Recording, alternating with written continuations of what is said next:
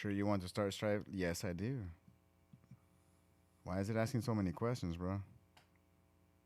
Just comply, bro. I can't, bro. I can't take the blue pill. Psst, psst, psst. Deexo bunnies. Thought I trained you how to blend in America, Bobby. Fuck. Not so well, bro. I'm still wearing my San Marcos blanket, bro. Welcome to the Pillaging Podcast, everybody. That's right. If you're tuning in and you're hearing a different voice on the show, that's our man, Bobby Wasabi. What's up, everybody? Welcome. So this is our soft open. Those of you watching it for the first time, we're about to get into the heart of this thing momentarily here. Che could not make it in tonight, so Bobby Wasabi will be filling in. Che will be returning to the studio shortly, but be nice to our man, Bobby. He's waited a long time from this. He's gone from caller to co-host. That's right. I threw up plenty of times before I even got here. That's it. Because I didn't want none of those little puke chunks, hanging on the little pop filter. Those of you that are fans of the show, this could be you someday. All right, Bobby, we're going to get into it. You ready?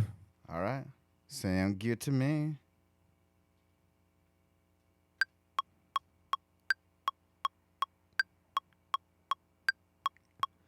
You're listening to the Pillaging Podcast, proud member of the Crow's Nest Podcast Network, companion podcast to PJ4F.com, the number one podcast in Raider Nation.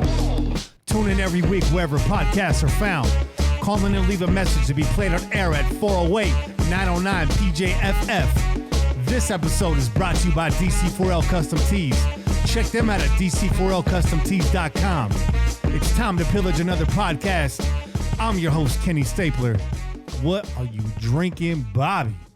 Oh, man, dude, I got something set up right here.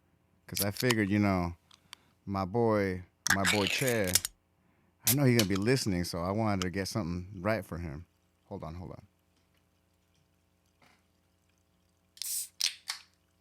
Yeah. Sounds good, must be good. Got this Guava Jardin, that's right. It's Guava Garden. It's a sour. What we got? I don't even know what the hell the damn percentage is. 6% by alcohol. See that? So it's actually a sour that got a little bit of a kick. Normally these sours are like 5. They're very light. So I figured, you know what? We're coming somewhere where it's warm. Need something refreshing. Yeah, welcome. While Bobby takes a sip, welcome Bobby to the show. Che got swept up in the ice raids at the game on Sunday. I'm playing. Che couldn't make it in tonight. Che's schedule is changing up. He's adjusting. He will be back soon. So be nice to Bobby while he fills in here and keeps the seat warm. We will be talking to Che tonight, though. That's right. Allegedly. Hopefully his call clears. Yeah. Because, I stopped taking all those collect calls, bro. The guava's nice, man. The guava jardin's nice. You brought these around before. I don't think we've ever tried them on the show, though. But you and I are on that sour kick, bro. You know what? You put me onto that, dude. I was always very hesitant about the sours just because, beer, sour. I mean, beer's already kind of a little funny on its own. But sour beer, I was like, man, I'm not sure about that. But you got me into it, and you basically explained it to me. If you ever had a michelada, I mean, you could stand the sour, and, you put lemon in micheladas. And I was like, you know what? You actually make a damn good point. So yeah. I opened up my mind, and, man, these sours are coming left and right, and they're fucking delicious. Yeah, well, I've been known to be accused of being sour at times. Angria says I'm an intimidating person. She's like, you're just like a rolling ball of butcher knives. Like, I don't think so, man. I'm a pretty laid back dude. Especially when I'm booming. That has 2 meanings on this show, doesn't it? Oh, yes. Always down for a cup of tea around here. So welcome to the show, Bobby, man. We're going to get into it. Let's set the table first. Just to remind you guys, we are sponsored by DC4L Custom Tees. Make sure you check him out. He's got a very nice Josh Jacobs shirt that came out about 2 weeks ago. We'll be talking about some Josh Jacobs very soon. Check out that shirt. Cop it. We got a very special deal from OneNationFanwear.com. It's free shipping when you enter PJ4F at checkout. OneNationFanwear.com. Enter PJ4F at checkout. Get that real nice free shipping. Not only that, I'm not sure if you noticed, but Johnny got that new concert tee out. I'm not sure. Yeah. Yeah, the light gray. It's a light gray tee, and his shirts are butter soft. It's light gray tee and it has a Metallica graphic on it, but a Raider Nation. That's right. Style. And on the back, it got that hit list. The hit list, yeah. So it got Johnny's little version of all the teams' names, as in the Queefs and the Donkeys and the New York jokes. Yeah, it's pretty clean. The back of the shirt looks like a kind of like concert tour date listing, but instead it's a schedule for the 2019-2020 season. OneNationFanwear.com is really original stuff, very creative things, a lot of retro stuff. If you like retro sports apparel, everything with the Raiders flair to it, though, I definitely recommend you check it out. Hats, men's, women's, outerwear, everything that you could think of with a lot of style, man. A lot of style. So check out OneNationFanwear.com and send me some free shit, Johnny. Come on, man. Trying to plug that on the show. Right now I'm wearing that bootleg exclusive, though.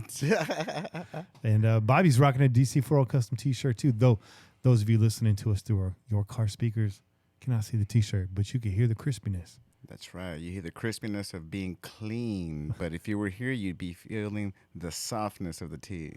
We want to recommend you guys check out the exclusive live tailgate pregame show. We'll be broadcasting live 2 hours after gates open, every home game. And I think we'll be broadcasting live from New York at some point, too. So, last week we started off at 10 o'clock. So normal 1 o'clock kickoff, you can expect us to go live on YouTube at 10 a.m. Best way to catch us is to subscribe and smash that little bell and get the notifications. The notifications are key because out there at the tailgate, man, things shift, time flies. Our setup is intensive. Sometimes we're late. Sometimes ice be sweating us. And so that time could shift around. But generally speaking, we're trying to get going 2 hours after gates open. So set that little reminder. Tonight's show, we're going to get into it. We're going to talk about some quick hits from throughout the week, recapping Sunday night's game or Sunday afternoon's game against Kansas City Chiefs. Going to look ahead towards Minnesota. We're going to talk to Kane, some keys to the game with Kane for the Vikings matchup. And the recap will be joined by Che. And, of course, towards the end of the show, we will be taking your calls. And those of you watching live right now, when we go to the caller segment, feel free to pick up your phone and smash that 909-408-PJFF. That's 7533 on your cellular phone. And hit us up. If we're in the caller segment, I will pick up the phone and we will talk to you. Don't act brand new. And that's always a fun one, too, especially for the people out there that trying not just to call in and say what's up, but just to call in and talk and shoot the breeze and see what your takes are, because we all got our own takes, especially WAP. I like when WAP calls in. Mm-hmm. Like I got fire takes. Mm-hmm. Yeah, if I'm not doing the show, though, I don't really give a shit what your takes are. I'm just kidding. That seems to be the thing, though. Like, you go places and it's like, I just want to talk about something besides the Raiders right now. At some point, I don't know. Maybe I'm just kind of putting myself on blast there a little bit too much. But no, you know what it is? It's just that where we are at, man. I'm not sure about you, but at my work, I'm surrounded by nothing but Niner fans, and it's annoying as hell, dude. Because the only time they ever want to talk about negativity or want to talk about the Raiders is just when it's all about negativity. Yeah. So it's like, dude, like, get over yourself. Jimmy G ain't Jeebus. You guys are doing okay. You know, just chill out, bro. Like enjoy it. Don't think like you guys are going all the way. Well, they beat the vaunted Bengals, bro. I know the Bengals were picked to be in the Super Bowl this year. I know they're really hyped up team, and they're very excited about that victory. Yeah, had a really difficult matchup against the Steelers this weekend. Oh, dude, straight out fucking Jackie Moon. You know, all respect to them. They got a really rough schedule, a rough road this year, playing down there. Life is rough at Great America. No, I'm just playing, man. If we ever run into each other, I love talking the Raiders. Let's talk Raiders all the time. Don't give me a browbeating, man. I'm not Derek Carr, bro. It's not my fault, yo. You know, that's exactly what I say, man. It's like, dude, like, I'm just a fan, bro. I'm not the one making the moves or the calls out there. So just chillax. You ready to talk about Raiders? That's right. Let's do this. All right, let's do it. Raiders take their first L of the year in their final matchup against the Kansas City Chiefs in the Oakland Coliseum. That's the last time we will ever see the KFC chefs in our home, bro, here in the Bay Area. So it is what it is, man. We took the L. We're going to talk about this at length. I just wanted you to know. The Raiders release offensive lineman Jonathan Cooper to make room for your boy, Richie Coffin Puncher Incognito, coming back to the fold. You know what? He sometimes can be the final nail in the coffin. So, you know what? I'm excited to see him back. I am too, man. I'm excited. I remember him in the preseason. I Yeah. saw what he was doing just for those couple plays that he was in, and I was like, you know what? It's about time he gets some of that aggression out on the field. Yeah, beasting. I think it was good this weekend. Gave up a pretty nasty sack on Carr. Let Chris Jones slip by him. I know he's the right guard, but shit like that's not going to happen when Incognito's in there, on the left side at least. But I think Cooper's been holding it down all right. Actually, not Cooper, but Devi has been over there, right? Yeah, he has, dude. I'm surprised because I keep having to check the damn roster, and he's like, who the hell's this? Oh, Devi, that's right. Yeah. Forgot we got this guy. Yeah. So we'll see, man. We'll see. Incognito, definitely exciting guy with a lot of attitude, a lot of force, very smart offensive lineman, and he swaggers boisterously. You got to be excited about that.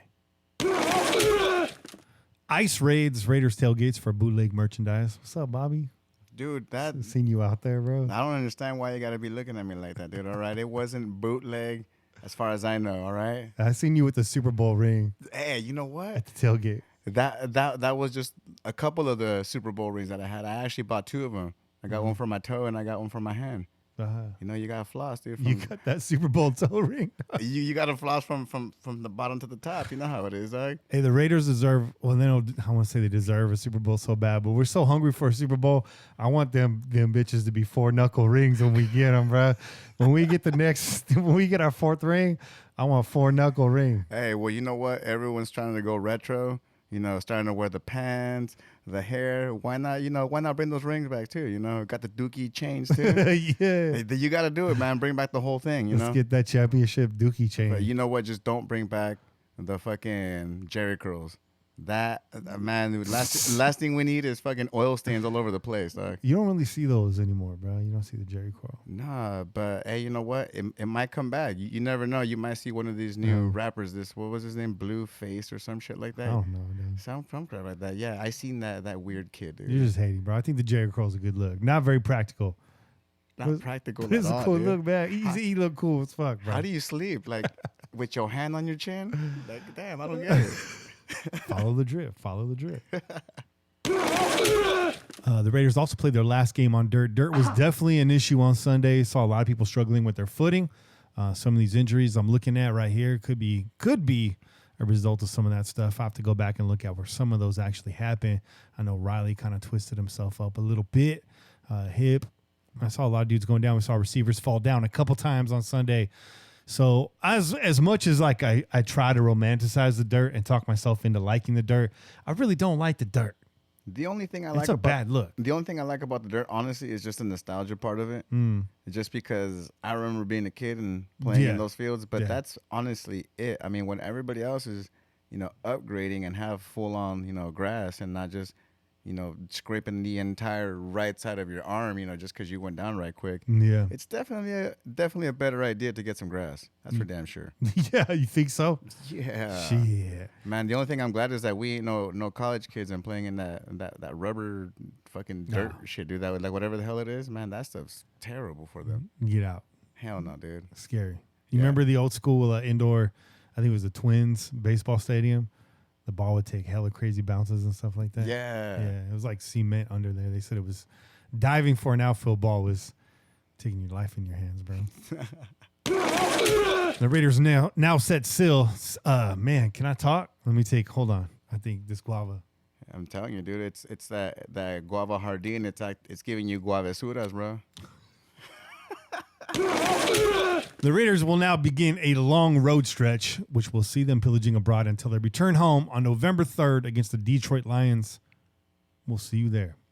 That's right. We'll be there when you come back. Hell yeah, we'll all be there, holding it down, making those tacos, doing the chela run, and obviously running into our boy Malcolm, man. Malcolm.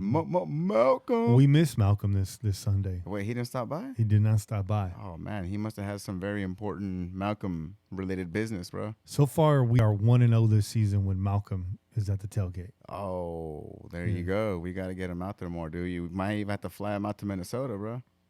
I have a boy that's going out there right now who's actually took page from you guys and from Jen. Said that you ain't a real Raider fan unless you pillage, unless you go out there and pillage someone else.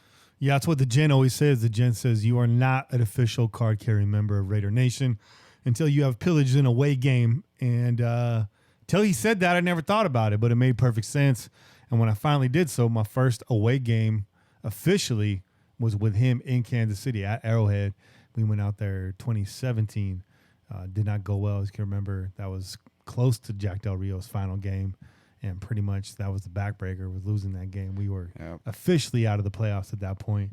What was a long shot already. And I think that was the deciding factor right there. They went hard after John at that point. And I think it was, I don't remember which game it was, the following game or the prior game where they had Philadelphia on Thursday or Monday night, or Sunday night. It was a primetime game. And that's where I think Mark finally linked up with John. I'm getting sidetracked. The chat just brought up Jalen Ramsey. Now, I didn't have this on our notes because I really didn't want to bring it up, but I will. Jalen Ramsey apparently on the trading block this week. Big talk. It's all over Twitter. Every fan is talking about it. Early reports is that Jacksonville wanted 2 first-round draft picks or a first-round draft pick plus for the all-pro cornerback Jalen Ramsey. Is that a deal that you would try to make, Bobby Wasabi? 2 first-round picks? Yeah. Nah. I've heard anywhere from first-rounder plus to 2 first-round picks. Not 2 first-round picks. Maybe 1 first-round pick and something else, but not 2. One, the reason why I say this is because, the draft it's a very exciting time. It's a very sexy time. Everyone's been watching, been paying attention to all these college kids, watching all the highlights, watching the exact same things, the combines.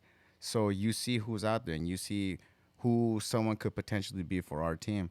Does that actually mean they're going to be successful? No, dude. We've had those people that we've gotten that we thought were superstars in college and turned out to be complete duds. This year's a perfect example. You get a guy that is a talent, Jonathan Abram, and now you've lost him for the entire season. You got 4 quarters out of him. It was spectacular, but now he's gone. You get a guy like Ramsey, he can get hurt too, but at least you know exactly what you're getting when you get him. I myself, I'm not in on this. I don't think that we're a cornerback away from being a champion. You know what I mean?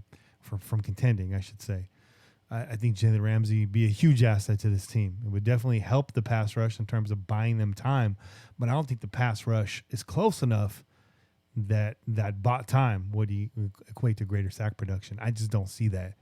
I don't see that happening. I think we need more pass rush, and I think we need wide receiver 1. Now, if a wide receiver 1 was on the market right now, and that was the asking price, that would be something that would really have me rubbing my chin, licking my chops.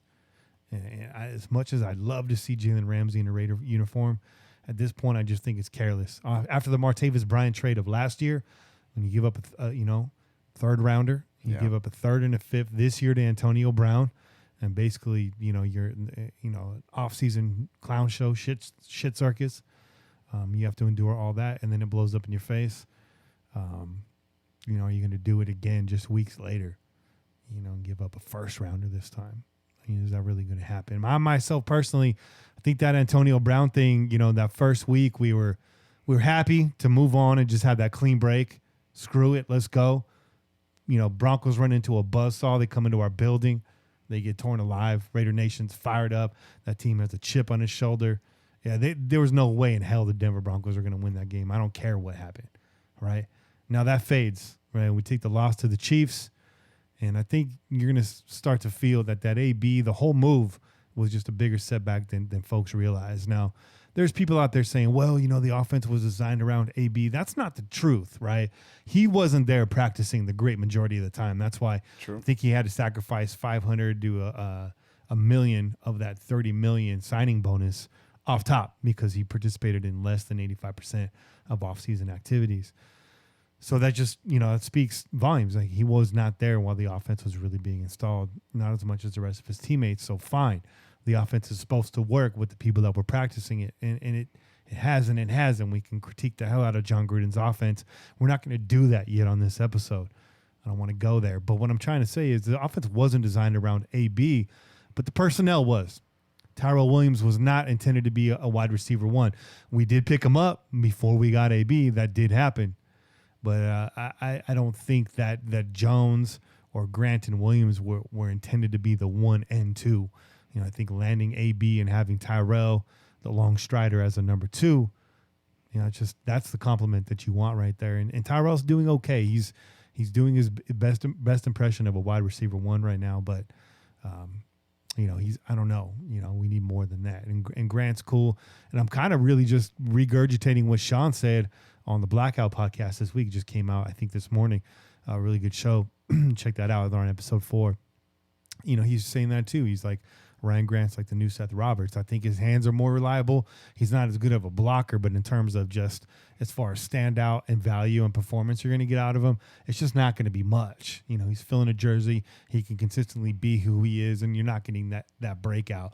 You're not going to see a Ryan Grant highlight this year. Although now that I just said that highlight's going to walk through that door. And I'm okay with that if I'm wrong, but I think so. That's where the struggle's at right now. And again, does Jalen Ramsey fix that? No, I don't think he does. You know what? I definitely see where you're coming from, because I've said it before. We shouldn't be having to rely on our secondary. Our secondaries are backup. That's what they're there for, to back us up, to back up that line right there, that defensive line. Because if the defensive line is doing their job, they should be out there just harassing the quarterback. I mean, look what happened to Mahomes. He actually got hit a couple times. That was some BS with that Max Crosby penalty call, dude. Yeah. I mean, how the hell are you supposed to stop mid-air? Yeah. I don't get that shit, dude. So, like, half of the time it's like, are we playing with basketball rules now? Yeah. And you look at the game against KC, and again, we're going to break this down further in the next segment, but, just in terms of, again, Jalen Ramsey, we give up 28 points to them. We only scored 10. We shut them out for 3 quarters. Is this team capable of scoring 28 points? Well, we've seen them do it in the past. So you add a wide receiver one in there. Who knows what we score in that game? We have another option in there, another threat in there. I don't think having Jalen Ramsey in there definitely, automatically changes things. I think Conley played a decent game. The one touchdown catch that came against him was a great catch and a great throw. Of those 4 touchdowns, we'll talk about it. Of those 4, they weren't all blown coverages. So, I don't think that makes a huge difference in that game. And you can argue it the other way. I'm not going to get into that. I'm not mad if you do. I just see it differently. I think what we need is another offensive weapon, a game breaker, and the one that we don't have. I would have rather lost out on cash with AB and retain those draft picks, in my opinion. I think they could be more valuable. I think the front office did a good job in the draft from what we're seeing so far this last year. I like what we're seeing so far. We're getting production. You just mentioned Max Crosby, and now you got Keelan Doss back in the fold. He's undrafted, so all the way from number 1 down to that, for the most part, these guys are suiting up and playing, minus a few exceptions. Even Keyshawn Nixon got in there on Sunday. I mean, unfortunately, but he was in there. Yeah, so, that's true, man. Because we actually have somebody, a GM that actually knows what the hell they're doing as far as draft picks. It's not like it's John Gruden and Reggie making the picks. It's actually, we got Mike Mayock right there holding down the reins. And I could definitely see what you're talking about, where that extra pick could have definitely helped out with something else. I mean, look, we got Trayvon Mullins, second pick. Yeah. And that kid's doing good, man. I mean, he's not like shining completely, but he's fucking doing good. He's taking his lumps, and he's showing some promise. He's doing what he should be for where he's at, right? Exactly. And a lot of people weren't very happy about that pick, but it's actually he's actually producing something. He's actually showing something out there as well. When's anybody ever happy about our draft picks, man? It's been a long time. Everyone's never happy. All right, so let's keep it moving, man. We're going to get into the injury update, at least as far as we know right now. It is Wednesday, September 18th at the time we record this. By the time you guys are listening to this, injury reports will be updated for Thursday. But let me give you guys what we have right now. I don't expect it to change too much. Of note is Trent Brown. He did not practice today. He's dealing with a knee injury. You guys probably saw that on the telecast. Dwayne Harris did not practice. Ankle. It looks, you know what? I didn't update the quick hits, but it looks, we got Martin from the Packers, and that's because it looks like this Dwayne Harris injury is probably a little more serious. I think he's going to miss some time. So you pick up, I believe it was Martin from Green Bay. Yep. Yeah, am I saying that right?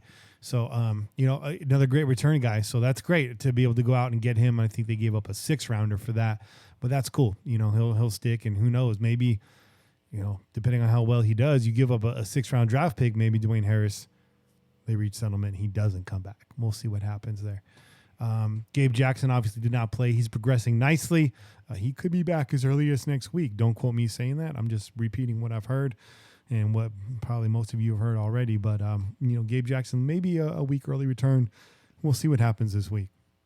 If they keep Carr clean this week and we pick up a W, Bobby, do you bring Gabe back a week early still? Or do you let him sit? No, you still let him sit. Obviously, it's proven that the line can hold its own. So what's the point of having to rush somebody else from being injured? Honestly, well, this question gets more difficult because the point is, I believe, is the next game is against the Chargers.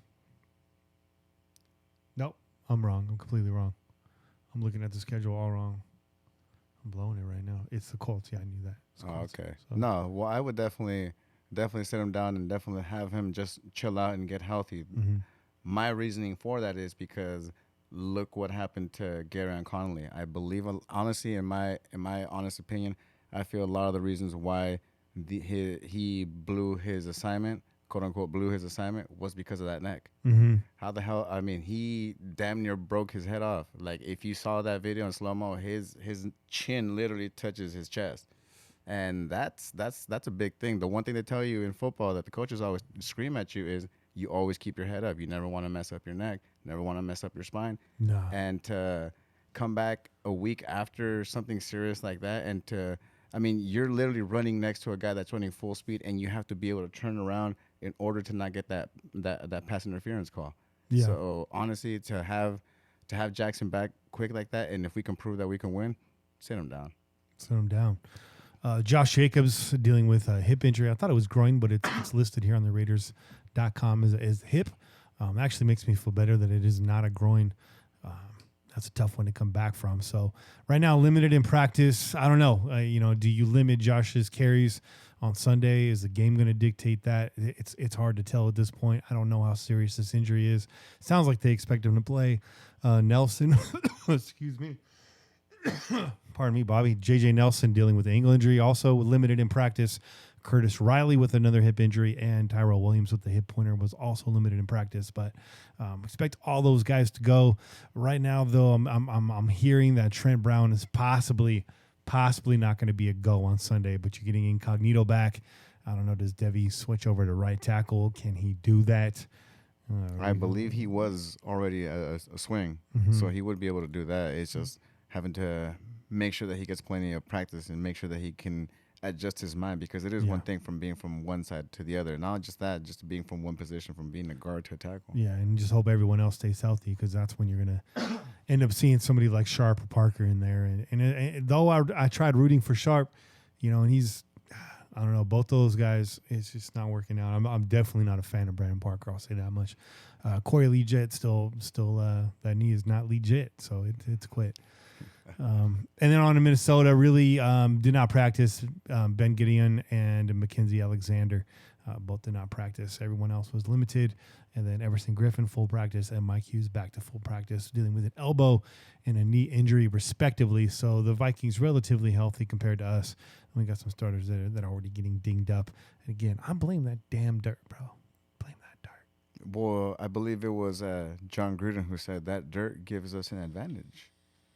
Just like, the heat gives Arizona an advantage.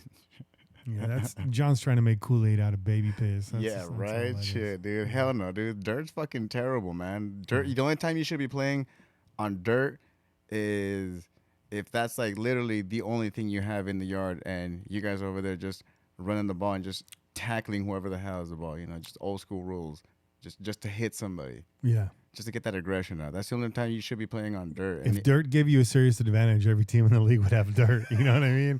There's a reason why we moved away from dirt infills. I think that honestly is that what John does is he just grabs a little bit of that dirt. So whenever he goes up to whatever coach it is, he just throws it on their shoe. See, so instead of actually kicking the dirt on the shoe, if they're not close enough, he just throws it on their shoes. Just like a baseball coach. Should kick some dirt up on the official. You should, man. Why not? Matter of fact, that's something we have to talk about. Fact. This is Silver and Black Fact segment brought to you every week by me. That's right. I'm the one sponsoring this segment. Hey, you know what? Somebody got to do it right. So let's start with that. It's a good segue. 7 penalties for 52 yards on Sunday. Not too bad. Not as tidy as it could be, but we've seen much worse in the past. The one on Max Crosby, I know it's a penalty to fall on the quarterback, but if you actually saw the context of the play, I don't know what the hell else he was supposed to do in that instance. Mahomes pump faked the shit out of him, though. Yeah. Sure did. Like I said, he's over here playing with NBA rules, man. I honestly thought it was James Harden for a second. I was like, what the hell am I watching? Dude? I was like, I'm like, when the hell did James Harden fucking suit up? I just pictured that frizzy-headed Mahomes with the James Harden beard. You know, that beard's never going to come off. He said he was going to, shave it off if he ever won or some shit? Yeah. Hey, that thing's never coming off. He's going to die with that beard on. Beard is weird. Oakland tallied 121 yards on 19 carries Sunday. 51 of those yards came on one long Josh Jacobs run in the third quarter.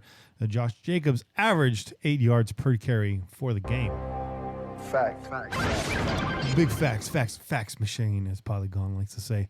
Josh Jacobs receives PFF's highest rating amongst all rookies and running backs through the first 2 weeks of the season.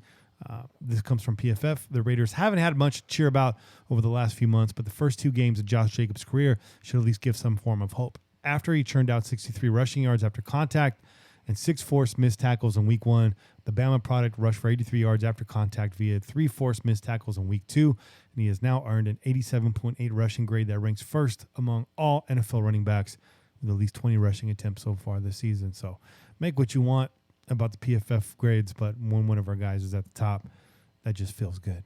Hell yeah, dude. You always got to give it up because they always talk shit.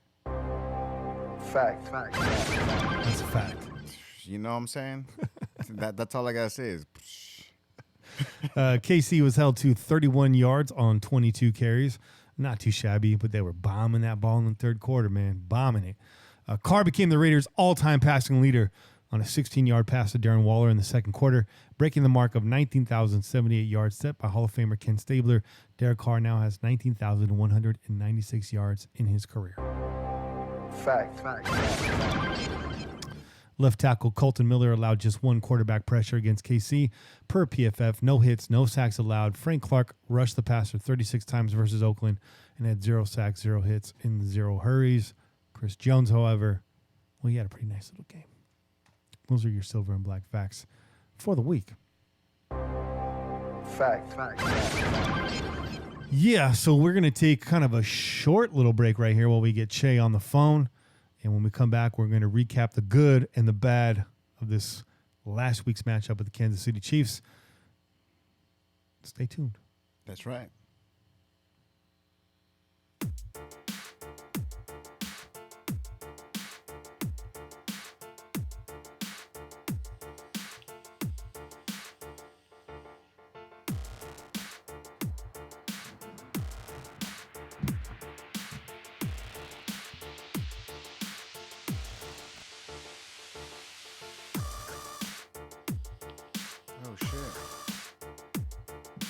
My phone just reminded me that the Pillaging Podcast is on live right now. Yeah, we're live, Bobby. This is really happening. Oh my God. So you're saying I didn't drink that tea? That did not happen, no. What's up, everybody? What's up, YouTube chat room?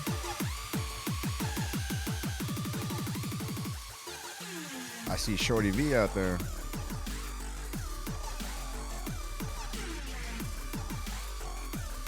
Snap. Pete out there too.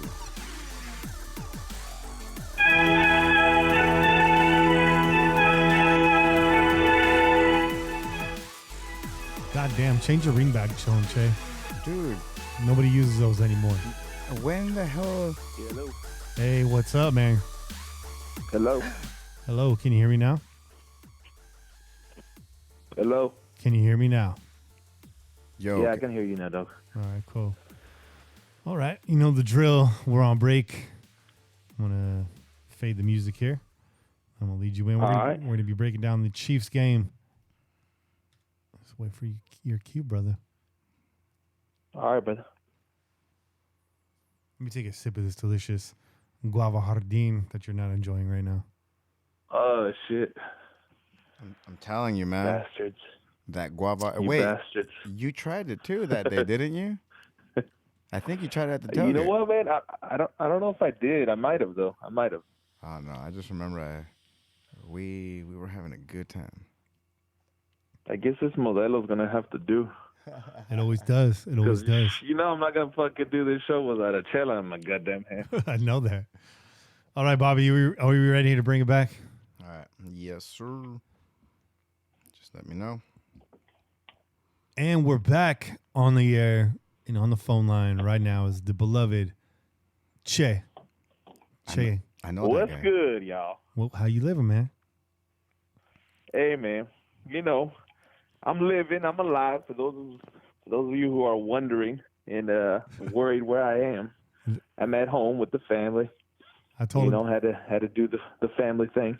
I told him you got swept up in them ice raids at the game on Sunday. It seriously sounds like he's calling from county, bro. I'm like, hey, you know what, Che? If you're not calling from county, hold up today's newspaper, bro. Yeah, some we were covering during the quick hits. There was ice raids sweeping the tailgate on Sunday. They were looking for actually bootleg merchandise. They recouped several $1,000s worth of bootleg merchandise. So, but Bobby got away with his bootleg Super Bowl ring. That's right. Super Bowl, the second Super Bowl ring right there, the one versus the Eagles. And you know what? I was flossing it the whole time. I didn't give a damn, dude. Hell yeah, man. It's not like I'm ever going to be able to touch that ring.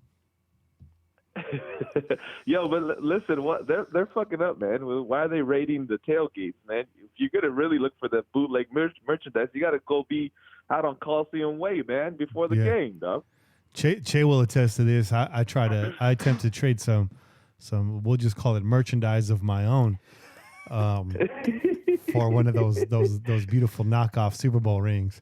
And he wasn't having it, man. He was like, "No, man, these are $20." I was like, "You know damn well those things are $2 when you buy them. I'm trying to give you $10. We both come up, dog. What's good?" And he was like, "No." I was all right. Hey, I ain't no sucker. I'm just trying to let you know. You can't play me. Che, man, the reason why we're calling you is we got to break down this Kansas City Chiefs game. Oh, man. Yeah, it stings a little bit. I got some notes here. We can go off of that. Positive note. Raiders held KC scoreless for 3 quarters. On the flip side, Kansas City held the Raiders scoreless for 3 quarters. So a lot of people throwing that first stat around and neglecting the second one, but it was basically a tale of 2 quarters, man. But this is the good, really man. Let's talk about some of the good, and then we'll get into the bad. But let's talk about the good, the silver lining in all of this. Let's shed some light on it, Che and Bobby. I thought, for one, let's just start here with basics. I thought, for one, the tackling in this game was good. You know, the plays we got burned on were the deep shots. But overall, I like the way that this team is tackling through weeks 1 and 2. We haven't talked about it yet, but I really like the way this team is tackling. And solo tackles, open field tackles, looking really good. When it comes to the rush game, it's everybody to the ball, hats to the ball. You know what I mean? Absolutely. Yeah. Yeah. So tackling like some real Raiders. I mean, do you see PJ actually, slowing the hell down? And that was one of my biggest critiques from him from last year, is that he would just be too excited because he's a rookie. Most rookies are very pumped to be out there, and he would always overshoot his assignment. Always overshoot the person carrying the ball, whether it be the running back or the quarterback. And so to actually see him run up and actually pump his legs, pump his feet for a little bit, and see where the hell Mahomes is going, not allowing him that little gap so he can actually just cut through that seam and just take off and either pass it or just run wild. I really, really enjoyed that. Yeah. Honestly. Yeah. Yeah, you know what, man? I have to agree with you, Bobby. I was, I went back and looked at the fucking game, and it wasn't fun watching the game over, but PJ stood out, man. PJ stood out. He had some pressures on the quarterback. He got his hands on Mahomes a few times, and against the run, he was tough, man. And I think, we could agree that the whole team was tough against the run, but PJ stood out. He really did stand out this game, and of course, we're all left with a sour taste in our mouth. But there's some highlights, man. There was some highlights in that game, and I think we could build off of that.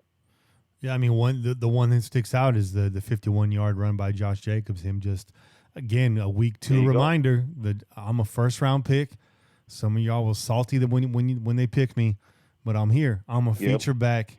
I'm going to be an MVP for this team this year. Not in the league, but for this team, he's an MVP for us, and he's really a difference maker. And he took some licks.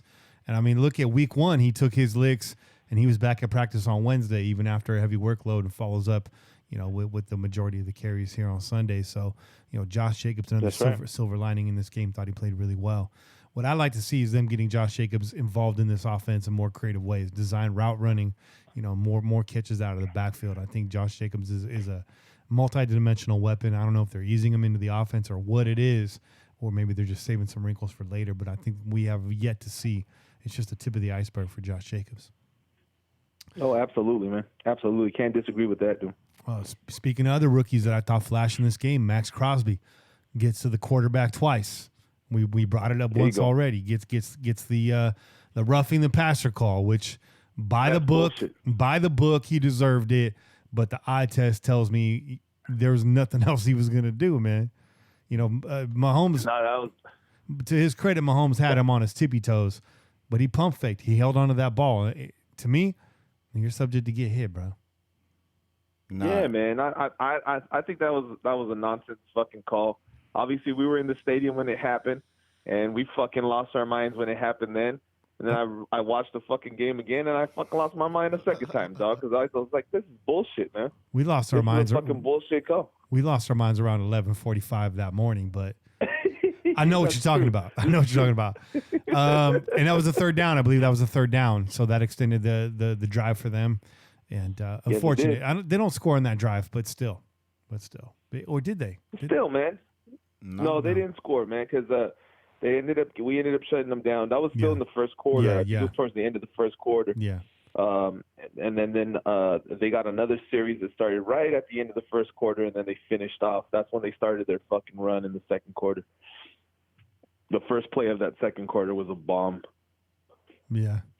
Yeah. Yeah. And that's where it went to shit. Yeah, and then he gets to Mahomes again. In the next game, he gets a hurry on him, or later in the game, he gets a hurry on him, and Mahomes has to throw up a duck. It falls incomplete. So Max Crosby getting to the quarterback, man. I think he's starting to flash. He's starting to show all that effort and hard work and the maximum volume in practice is really paying off for Max. So that's a nice bright spot on this game. Definitely. Well, not only that, but he has to prove himself too. Mm-hmm. I mean, I believe he's listed as a third stringer as well. So, I mean, he has to make sure that, hey, look, check it out. I'm here for a reason. Mm-hmm. Y'all picked me up. Not only that, I can rap somewhat. So he's like, you know what? I'm gonna go ahead and out there make those hits. Yeah. And that's exactly what I wanted to see. I said I wanted to see people harassing fucking Mahomes, and that's the one thing that I love seeing is that he was getting that pressure in there. I did not care to see all that time that he had. That's the one thing that pissed me off a lot, dude. Yeah. I was like, we just got to harass him more. The backfield, they got it. They handled it. They got it covered up. But it's that line right there, man. It's the line. The defensive ends, for who they are, for what we have, they're doing their job. I mean, Mayowa gets in there for a sack this game. You saw Moreau in the first game. I think he's credited for a sack and a half, dog. Credited for a sack and a half. Yeah, currently right now, I think fourth in the league with sacks at 3.5. So not too shabby right now. I mean, I'd imagine the Pack's probably going to move away from him as time goes on, but who knows? Maybe not. Maybe Mayo was a nice little come up in the offseason. None of these guys are world beaters, but they're doing their job. I'd like to see more pressure from the interior, and I would have liked to see more blitz, but that's again what we saw in this game is the Chiefs going 4 or 5 wide and basically eliminating that blitz. And when the Raiders are playing man, you can't afford that. That's why Al Davis didn't blitz a lot, right? A lot of man-to-man. Right. They couldn't give up a guy. Now when you're 4 or 5 wide, what are you going to do? So, Andy Reid, man, he's a good coach. You got to give it up to Andy Reid. Even though he talks shit about our fucking stadiums and shit, dude. Yeah, even though he coaches with a chicken bucket on his head. Good old Wilford Brimley. Hey, eat your oatmeal, bro. Eat your oatmeal, dog. Diabetes. Yeah, man. So, I mean, there were some positives in this game. I just want to remind people that are listening right now and maybe throwing phones out the car. First of all, get good clearance. You don't want that phone to hit the car behind you. Get that off to the side of the road. But I want to remind people, this is week 2. This team isn't there yet. We've been telling you that going into the season. We are very excited. We think this team will show progress this year. We think we'll be competitive this year. But I didn't have us winning this game against Kansas City. I don't think any of us. No, you didn't. No, you didn't. You called that. You said that right before the game, actually, in the live stream from the tailgate. Yeah. You said you felt we were going to lose this game, and by God, Kenny was right. So we were all looking at you with the fucking evil ass eyes, though. But I did say that we would lose 20-31 on a field goal to close out the game. That was just me being dramatic. It didn't get close to that, but we did lose. Now, I don't think many people really expected us to win the game. Take away that dopamine rush that came from beating the Denver Broncos on Monday night opener. Take that away. Go back before week 1. Did you really think we were going to beat the Kansas City Chiefs? I know you wanted us to. I know it felt good saying that. But I think you're tripping if you think that we're competing with the Kansas City Chiefs right now. We are not there yet. I think we're close, but we're not there yet. I think the opportunities were definitely there, dog. Yeah. I mean, there's a lot that we left on the field. Offensively, you come into that third quarter and the team looked like we had an opportunity to get back in this game, and then the interception happens and just fucking kills us, right? The no call on what was that? Who was that? Who was that coming across 19 running into the DB? Oh, Grant. And they called pass interference. There you go, Grant. It was Grant coming across. And they called pass interference on Grant. Yeah. And the ball's intercepted in the process. And Grant's laying on the ground, bro. Grant's laying on the ground, bro. I still don't get that shit, dude. Yeah, let's talk about that because we got to get into the bad. Let's talk about the 2 interceptions, man. That's one of them. And then the second interception, a fade route to Tyrell Williams. One thing we know, Derek Carr can throw a fade route. He can throw a fade ball. The play call was a run play. I believe it was first down. Was. I believe it was first down. Yes, it was first down. And that's why I blame Carr on this. Run the damn ball on first down. See what you get. I don't care if you don't like the look. You got Josh Jacobs back there. You got a bulldozer. Maybe you pick up a yard or two and you dial it back up on second down. He throws the finger signal to Williams. Somebody said, maybe Williams didn't see it. Maybe he interpreted it as a decoy. Maybe he just got confused real quick. Obviously didn't finish out the route the way it was meant to be, which left, the defender right where it needed to be. Williams was not in position to play DB and swat that away at the time.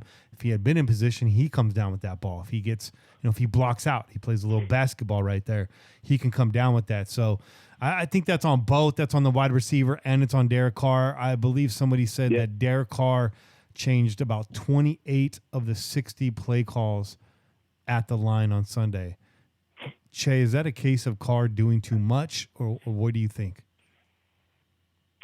I mean, this is what we wanted to see from Carr, man. I mean, are we really going to complain that he's going to the line, he's seeing the defense, and he's trying to make the best call out there? I mean, I'm not going to complain about that. I'm going to complain about are you checking to the right things? Mm-hmm. So, like on that, let's go back to that specific interception. You got first and goal. We're about 2.5, 3 yards out, I think, and it is a run call, and they're bringing the house. Everybody's up on the ball. Everyone's in the box except for the one corner that's out matched up man to man with Tyrell Williams. You got the one-on-one. And he's got the one-on-one. He's got a man who's 6'4", and he's like, I can give my dude a chance, right? Mm-hmm. Now, the problem that I had with it, and I actually posted this on Twitter, I was like, why not check to a fucking slant? Mm. Because the safety was all the way up, and he was showing blitz on that left side, and he was the only man that could get back in position to even, interrupt a slant pattern, and he was coming the whole way. So I don't know if that's just not something that that wasn't an oddball that he had in his pocket, or I don't know what it was, but for him to throw the fade when you have a bunch of empty field to your inside, that's the one criticism. I was like, why not check to a fucking slant pattern instead? But on the fade route, you got to blame Carr. You're going to blame Carr. We're going to hold him responsible, right? He's got to turn things around for us, and everyone's going to blame him. I'm not to the point where I'm over here on Twitter talking about get rid of him. He's the worst thing ever, and we're never gonna be anything with this guy. Why can't you guys see this? Nobody was saying that shit after Denver. Nobody on Twitter was talking all that yang after Denver. Okay? All of a sudden we lose a game, and it's back to the same bullshit that we hear all the time. We're never gonna beat Mahomes with Derek Carr. Derek Carr is never gonna be this.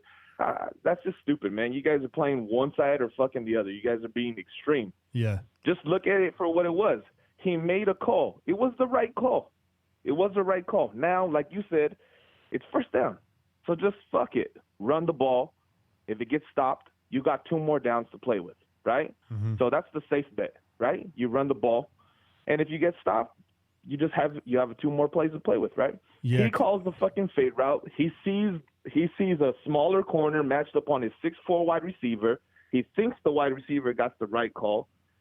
And when the wide receiver makes his move to go outward, he does not fight the hands of the DB.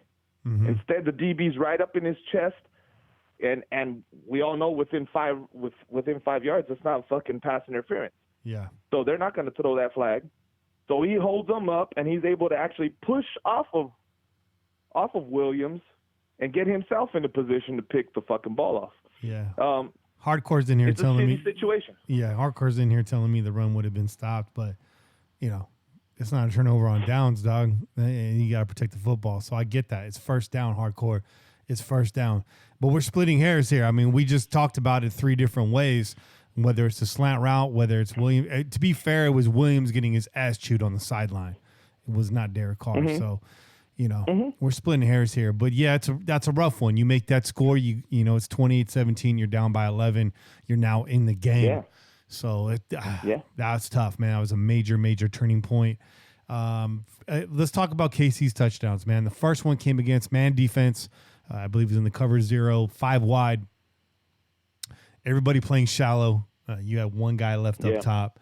And it just, I don't know if they were worried about Kelsey right there or really what was going on. But for what they were showing, for what they were showing, that defense was playing way too shallow. Yeah. Well, the one thing they were trying to avoid is Kelsey matching up with, what's his name, with Joseph.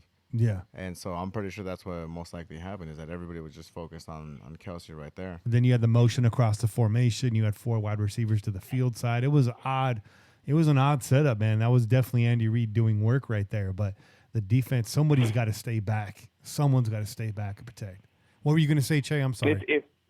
No, I was going to say, if I'm thinking of the right one, I believe the first one was kind of like it started off kind of like an outward and then post move, right? So the receiver kind of runs straight, and then he hits like a little hitch, like he's gonna run an out, and then runs to the post. And the whole time, and we had perfect view of it, unfortunately, right? From our seats, we're looking right downfield, and we're seeing this whole shit happening, like Madden. And and so we saw it happening. We saw this dude just run directly behind the safety. And then I'm looking at the video, and I see that our safety does not fucking react. He does not react in time. He's waiting for that receiver to make his move towards him before he starts to get deep. And by then, the motherfucker goes right by him. So I think it's one of those things where, yes, Andy Reid he's spreading us out. He's doing his thing, and he's got a whole bunch of fucking options for Mahomes. 2, maybe we need to get a little bit better pressure on Mahomes, right? And then 3, you got a safety who did not react when he saw what was happening. The guy's coming right at you. What are you waiting for to start breaking? What are you waiting for to actually get out of your fucking crouch? Because he was taking slow pedals back. It wasn't like he was in a back pedal, in a strong back pedal. He was in the middle of a slow little kind of back pedal, and then he turns. By the time he turns, dude's by him. Yeah, and again, that's part of that's the gravity that Kelce creates. But just had way too many guys worried about Travis Kelce on that play. That's Kelce effect, I guess, a little bit. You right there. The other thing I didn't like on that play is I saw very little to no communication in the defensive backfield during that motion. Nobody calling each other out, nobody getting each other in position. I don't know if that's effective. Abram not being there, but you got LaMarcus Joyner on the field. You got Vontaze Burfict on the field, I think, on that play. You got two, defensive veterans. You got a captain there. Somebody say something. I need to hear somebody talking. So that was tough. And then next up, we give up a 3rd and 20 for a touchdown, which is really just, Raiders defense have struggled to get off the field historically here in the last 5,000 years, dating back to the old Bresnahan days, the old bend but don't break defense.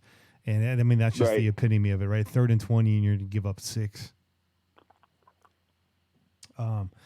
Right, but how many of us fucking lost our goddamn minds when we always fucking went into that prevent defense? Right? I know. Oh, I know.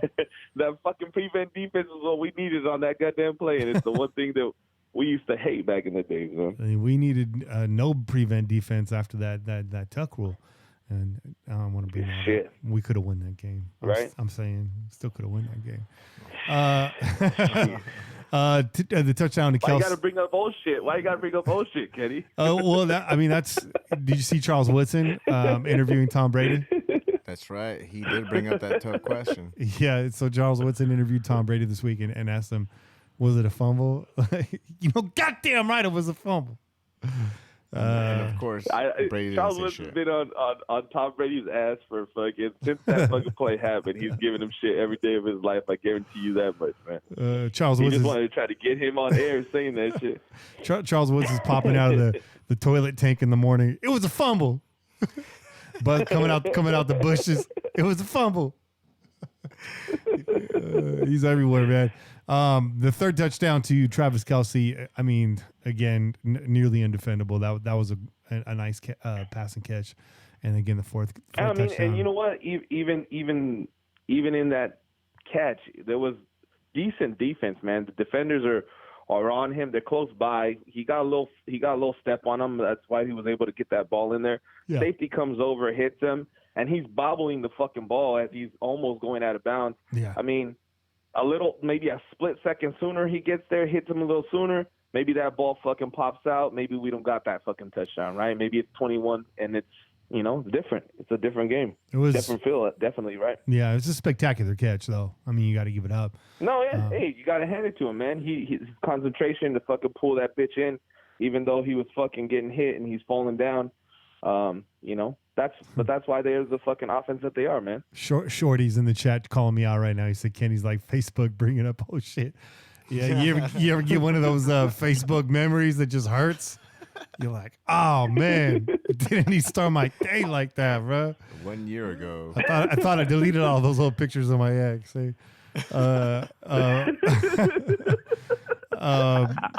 then the final touchdown.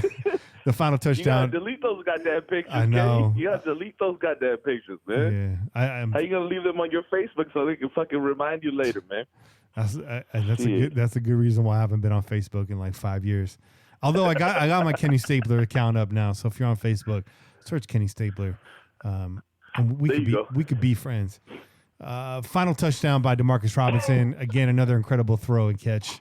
Conley got juked early in the route, but I liked Conley's showed ability to close right there. He had a nice burst of speed to catch back up, gets in front, but gets a hand in even, but still wasn't enough to stop. That was the bleeding. close. I mean, that was close, man. He could have pulled that fucking ball out of his hands, and it could have been an interception. It's very, very close. He had that hand all up in there, and just by the miracle fucking God, he held on to that bitch. So I mean, here's the thing. 4 touchdowns in the third quarter. 2 of those just nasty blown coverages. The other 2 somewhat contested, I would say. Contested, as it were. Take away those 2 blown coverages, and we're not looking too terrible in that game. And again, a lot of that both of those plays were FUBAR before the snap, in my opinion.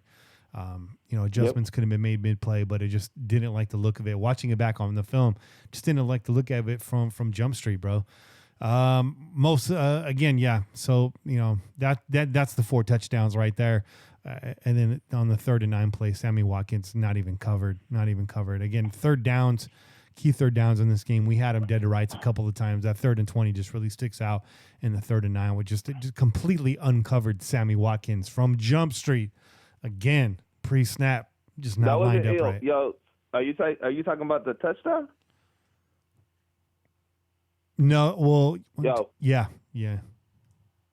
No, Sammy Watkins didn't get no score on us. No, not the score. Hartman. No, just the conversion right there. Oh, okay. My bad. I had it in my notes just because Watkins completely uncovered on that play. No defender on him whatsoever. Yeah. And then and then obviously the 2 interceptions which we covered. I mean, that's the good and the bad in this game. And I'm even trying to make something good out of those 4 touchdowns. 2 of them being blown and 2 of them being contested. Again, take away those blown coverages, some of those pre-snap errors, and the game's a lot closer. Maybe a different outcome. Who knows? Maybe they're not pressing so hard there. Maybe Carr's not trying to force audibles on first down. At the goal line. And yeah, there was those penalties that were called against us, and a lot of them were very deflating, very, very morally deflating, because there's times where we're basically going on a roll and all of a sudden like cool flag. Yeah. But you got to understand, remember, folks, is that we didn't get that many penalties. KC actually, I believe, got 10 penalties for I don't even know how many damn yards, like something like 50 yards, I think, some shit like that. Yeah, I got it right here. It was actually so we had 9 for 52 yards, and KC ended up with, where are we at here? Right here, 10 for 114 yards. So twice as many yards on penalties. But when you're throwing rainbows, but you know what, man, none of that matters. It's the timing of those penalties too, though. The timing of those penalties is what fucking matters. We're getting fucking penalties on on defense on a fucking 3rd and whatever, or shit like that extends plays, or that fucking kills us. That fucking kills us. And granted, a lot of those weren't fucking, like, we're arguing that I don't know about those calls. Like, some of those fucking calls are bullshit, But it is what it is. It is what it is. It is what it is, bro. But, I mean, I think just to underline all of this is a week 2 matchup against the Kansas City Chiefs. Clearly a better team, clearly better personnel. And it was an embarrassing 3rd quarter of football. It was an underwhelming second half. But it was not an embarrassing 4 quarters of football. This is a game we could bounce back from. This team's definitely back with a chip on their shoulder, with something to prove this week. They go on the road. We already know what John Gruden's feeling is about this road stretch. We've heard him in the press conferences. He looks disgusted. Imagine what he's saying in the locker room about this to get the team fired up. They're going to want to set the tone early. Minnesota is a team that can hurt you. They got Diggs, they got Dalvin Cook. They got their players. They got Thielen. They got Thielen on your fantasy squad. That's right. But, they took an L last week to the Packers. In fact, they've started off their season very similar. And we're going to break down the Vikings game with Kane. But what I'm saying is I think this team can bounce back this week. I'm not going to write this in pen as a W. I'm not going to tell you that tonight. This is a game we could very well lose. But again, I think this matchup right here is a truer litmus test for the Oakland Raiders coming up, because this is a team that's very similar to them in a lot of ways, in my opinion. I think they are slightly better personnel-wise, but Kirk Cousins, you can draw comparisons to him and Carr right now at this point in their careers. I think they both have the skills to succeed, but it's just, which one shows up, and the fact that both of them don't seem to show up in big games. So you can draw a lot of parallels between both of these teams. I think that's fair to say. So this is a truer matchup. Yeah. I think Denver, we're starting to see, they won, or they took an L, right? They're 0-2. Yeah, they lost to the Bears this weekend. So the Broncos are who we thought they were. I was telling you going into the season, I'm not afraid of the Broncos at all. I think, again, Flacco is an upgrade, but that team just, it's run by Mr. A, bro. It's run by a goddamn equine human being, bro. Horse people are real, dog. Talk about these as horse people. There's horse people out there. There's proven evidence. The CIA, the FBI, all have documents and files on horse people living in the Northwest region, and also reported to be general manager of the Denver Broncos. It's all the water filters. The frogs are turning their kids into homosexuals, people. Make sure you buy our supplements right now, made with genuine nuclear radioactive materials leaked straight from Chernobyl. We got a brand new ship in today. Invest in gold. Infowars.com. I'm probably gonna get sued for that. So I mean, yeah. So you're riding high off the win against the Broncos, but who did you really beat? That's why we were Bobby and I were talking before the show started. You pump the brakes, Niner fans. I mean, it's not like you've. I know you got this gauntlet of horrific teams that you've had to beat. The Buccaneers, they're Super Bowl champions, by the way. The Buccaneers, all the way. They are Super Bowl champions. It was 18 years ago. Hey, but. they're extra happy, man. They're extra happy, man. Let them enjoy it while it lasts. Yeah. I had some Niner fans talking shit to me earlier this week, talking about there's nothing better than a Niner win and a Raider loss. I was like, all right, yo. You guys have fun with that.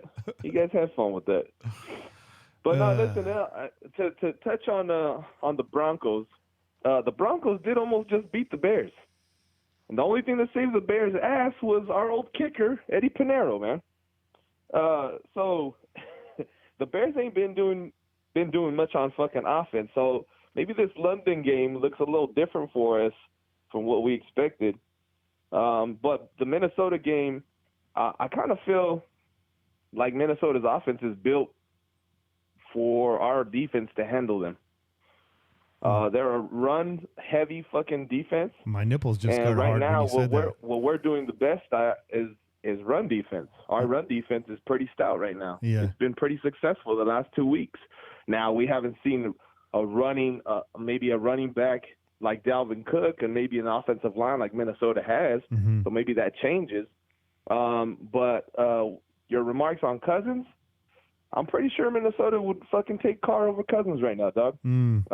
Yeah, he was. He's been shitting the bed. He's been shitting the bed really it's time bad, to change dog. the sheets of Minnesota.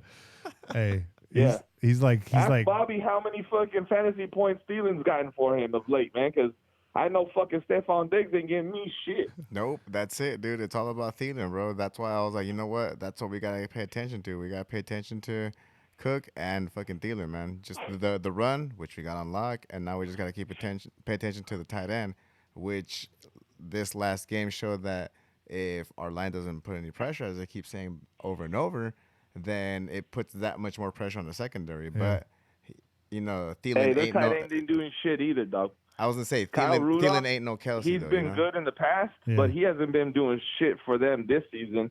And that's because of the fucking game planning that Minnesota has been doing. They're run heavy. They switched from a heavy passing team to a run heavy team now that Dalvin Cook is fucking healthy. And I don't really think they fucking trust Cousins, man. No, I just really don't think they trust Cousins to do what they fucking brought him there to do in the first place. They'd rather take the fucking ball out of his hands and not have him pass fucking all game long. The first game, I think he only threw fucking 10 passes total. Kirk Cousins 10 passes total. Kirk Cousins is shit in the bed like Grandpa Joe from Wonka, Charlie Chocolate Factory. That's why he never got out of the bed. How you going to shit the bed with 6 other people in it? Clicking his fucking heels, bro. We won. We got the golden ticket. That's how they did it during the Depression era, bro. Yo, if I was those 5 other people chilling in bed, I would have jumped up and beat the shit out of him. I was like, why don't we get to go, man? Why don't I get a chocolate bar? I got to sit in this bed like a goddamn invalid all damn day, and all of a sudden you can walk now? Where the hell you been at? Well, no chocolate bar, but he got fudge. Why don't you go steal us some bread, dog? He's been sneaking loaves of bread, man. They didn't realize it, man. All of a sudden, he's the only one that has the fucking energy to get up out the fucking bed. How you jerk off in the bed like that, bro? This goddamn pillow. Where you keep the Fifi in the bed like that, bro? I would say just don't hit no one's elbow and you're fine. Oh, damn. You gotta wake up like in the middle of the night. That's the dark side of that tale, bro. That's the dark side of fucking Charlie's life, bro. You don't want to fucking talk about who's emptying the bedpans for all his fucking grandparents, though. That's the underbelly of the chocolate factory, bro. That's the dark, seedy underbelly of Charlie's life, bro. That's what you never saw. That's what Johnny Depp was trying to touch there. He was trying to get in touch with that, trying to show the world, man. But Disney didn't want to see that. Man, Che, I'm glad we got to talk to you, bro. Bobby's over here. He's holding it down, dog. man. He's holding it down. I'm trying, bro. I'm trying, Oh, man. I know. I have faith in my dog, man. I knew Bobby could do it, man. Hey, I believe in you, Bobby. hey, you know what? I have to, bro. I had to hold it down just the same way we all held it down that game. Even though it wasn't the best, we held it down because we fucking stayed to the end. We stayed to the end. And honestly, hell yeah. honestly, that's one thing that I wanted to say is that, you know, we went over the good, the bad. I want to talk about the ugly. And the ugly was seeing people leaving, bro. And on my, you know, because we saw a lot of open seats. We were up in the third deck. So my boys and I, we went down to the second deck where our homies were sitting at. And I was like, you know what? I'm going to rush over and go meet up with my boys over there with the Pillaging cats. You came in hot too, bro. I was running, bro. And on my way over there, I was drunk and I was, you know, feeling myself. Yeah. And I started screaming just like at everybody, like not like at people's faces, but like up in the air. And I just remember screaming, all you motherfuckers are spoiled. Yeah. Are you kidding me? We got how many more games? 6 more games, and y'all leaving right now? You motherfuckers are spoiled. And that's the one thing that just broke my heart, dude. It's like, because how many folks have we seen that came through to the tailgate that not from around here, that travel far, that save a lot of money? Just this last one, we met cats from Tennessee. Yeah. And these kids miss class. You know, they had class the next day, and they're like, oh, yeah, we're going to miss class. Fuck it. We want to be here for at least one more ride because it's not going to be here no more. Yeah. And you got people leaving early. Yeah. That was just some bullshit. And to me, that was the ugly. That's why I do it. The same, and I got to say, the same people that were okay with us being 8-8, going 8-8 2 weeks ago, sad sacks of shit after losing to the Chiefs at home. We're 1-1. We're 1-1. We're second place in the AFC West. Cheer up, man. Cheer up, Charlie. Dog. I mean, come on, man. Lift You're right there. head up the Chargers fucking lost too. Cheer up, the Chargers lost too, and I mean, you can argue that fucking good old Phillip Rivers fucking looked just even worse than fucking Carr, maybe. Hey, Kirk Cousins is just boneless Phillip Rivers, man. Kirk Cousins, similar skill set, similar attitude. Take all the great parts of Phillip Rivers, dumb those down, mute those a little bit, and take all of his non-clutchiness and amp that shit up, and you got Kirk Cousins. You forgot to drop a couple kids, too. Hey, Kirk Cousins is Danny DeVito to Phillip Rivers, Arnold Schwarzenegger, and twins. Hey, twins? Yeah. We are twins.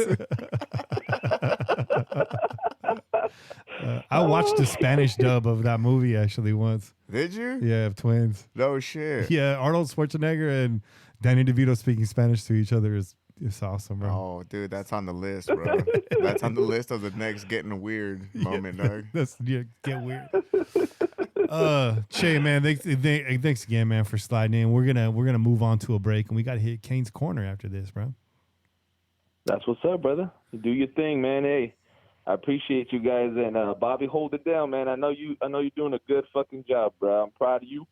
And, I mean, it's about time you got to take that seat since you bring all the goddamn chelas anyways. Hey, man, you know what, dude? I had to – in fact, I needed that redemption song, bro. I needed that redemption song because, you know what? Last time I came in here, I was too swerved, bro. We had that ponche. And, man, that's right. Yeah. Dude, like, I couldn't even speak because, honestly, like you guys thought I was scared. I wasn't scared. I was drunk. And I was like, you know what? If I say something, I might throw up. I'm just going to keep it together and just focus on my breathing. And now it's cool, you know, because, we're all homies, man. We all kick it. We all just chillax and just, shoot the breeze. And it's all good. Oh, Che, before you go, I almost forgot.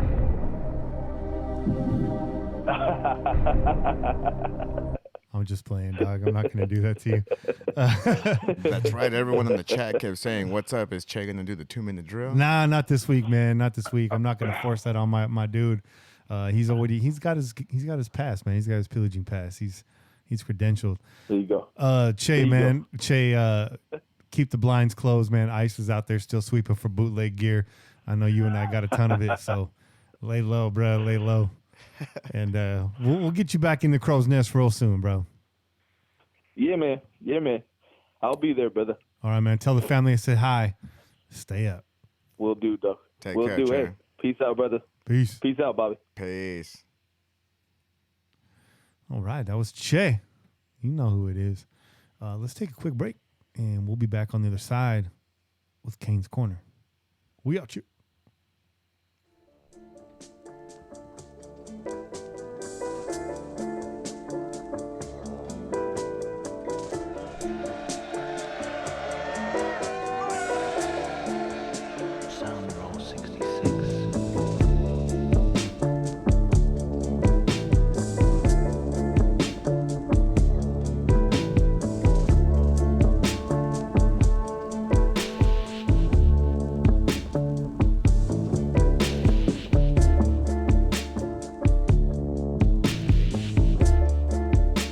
I think I earned this mazapan right here, bro.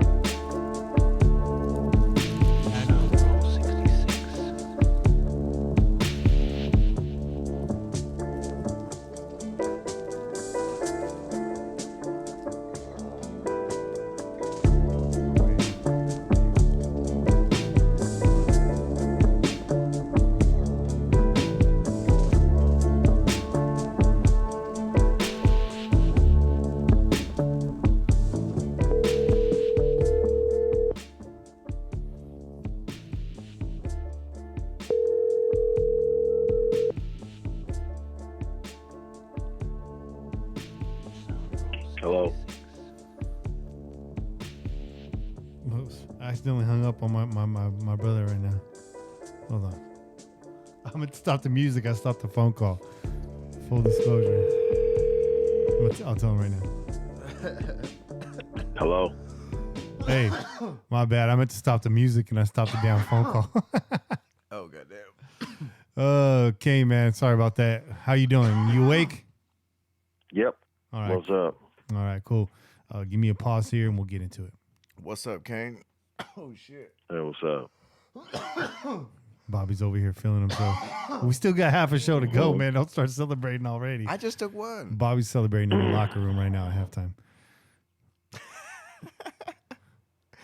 It was, I had a hard time breathing. I needed to use my breathing apparatus. Kane knows what's up.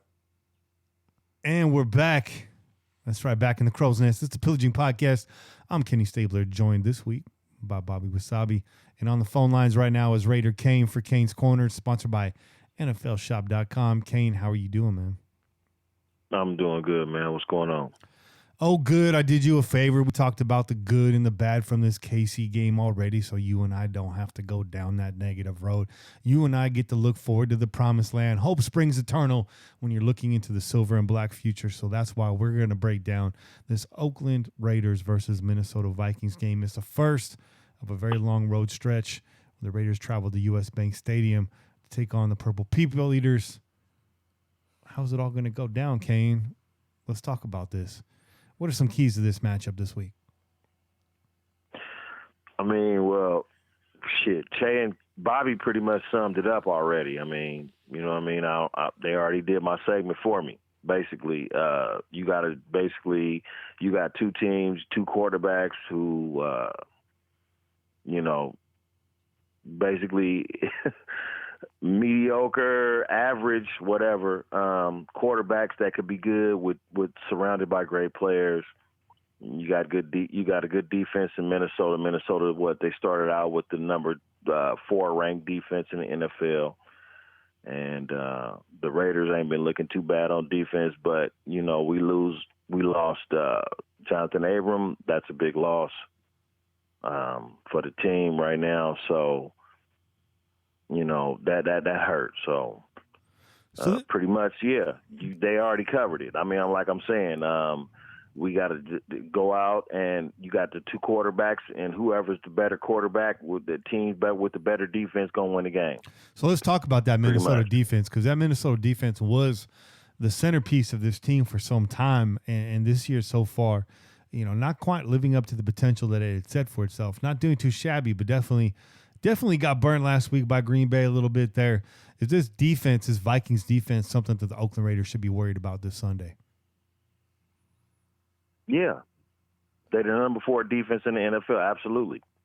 They got a good defensive line, above average cornerbacks, good safety, and Harold Smith. Yeah, you got something to worry about with the defense.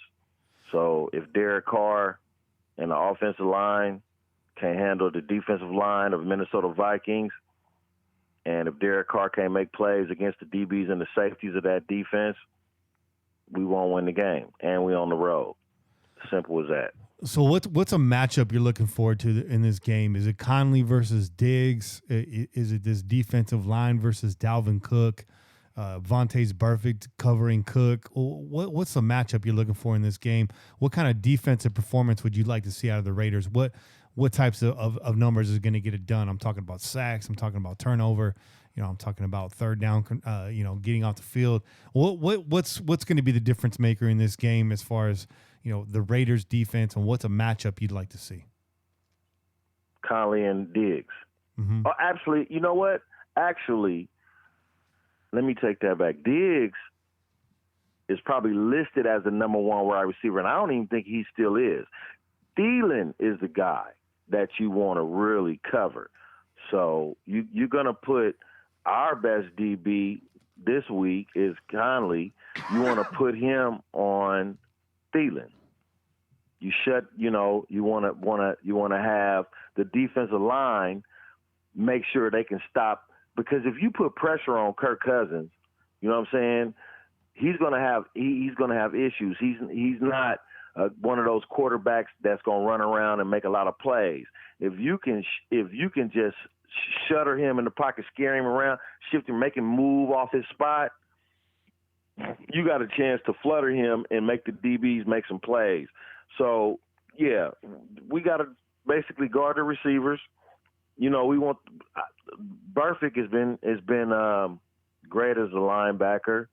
They got Dalvin Cook. You want Burfict to make sure that he's on, he's stopping the run with Dalvin Cook up there coming up to, up through the offensive line. This dude can run up the middle, out on the outside. We've seen him do everything. So he can catch passes out the backfield too. So, like I said, man, in the beginning, the Raiders need to play a good offensive ball to beat this team.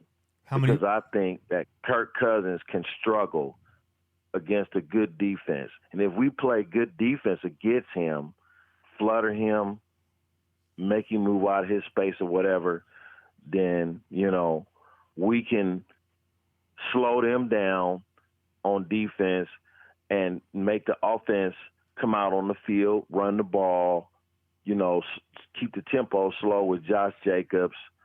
We don't have a number 1 receiver. Wow, dude, our shit looks pretty bad right now. Look, we 1-1. We 1-1. Okay, I'm a Raider fan. We don't have a number 1 wide receiver. Nope. Okay, no, we don't. Tyrell Williams is good with a Keenan Allen or Antonio Brown on the opposite side of him. He doesn't have that right now. He is the guy right now. He's not the guy. If you understand what I'm saying. He's the guy, but he's not that guy. He's the guy by process of elimination is what you're saying. He's not the guy that's going to carry you for the long haul. I mean, he had the 1,000-yard season, when Keenan Allen was out, but he's also surrounded by also other offensive weapons on that Chargers team. And right now, the guy you got to get more involved, I think, is Darren Waller. He's the guy that's going to free a lot of this up. We didn't see too much of him on Sunday. No, we didn't. But like I said, Minnesota got a good defense, and Harold Smith ain't no joke. No. And he can guard tight ends. So do you think Darren Waller can have a good game against their safety? You know what I mean? This is what I'm saying. The Minnesota has a number 4 defense in the NFL, and our offense, I'm not sure where our offense is. I didn't even look it up before I got on to find out where we rank as an offense right now.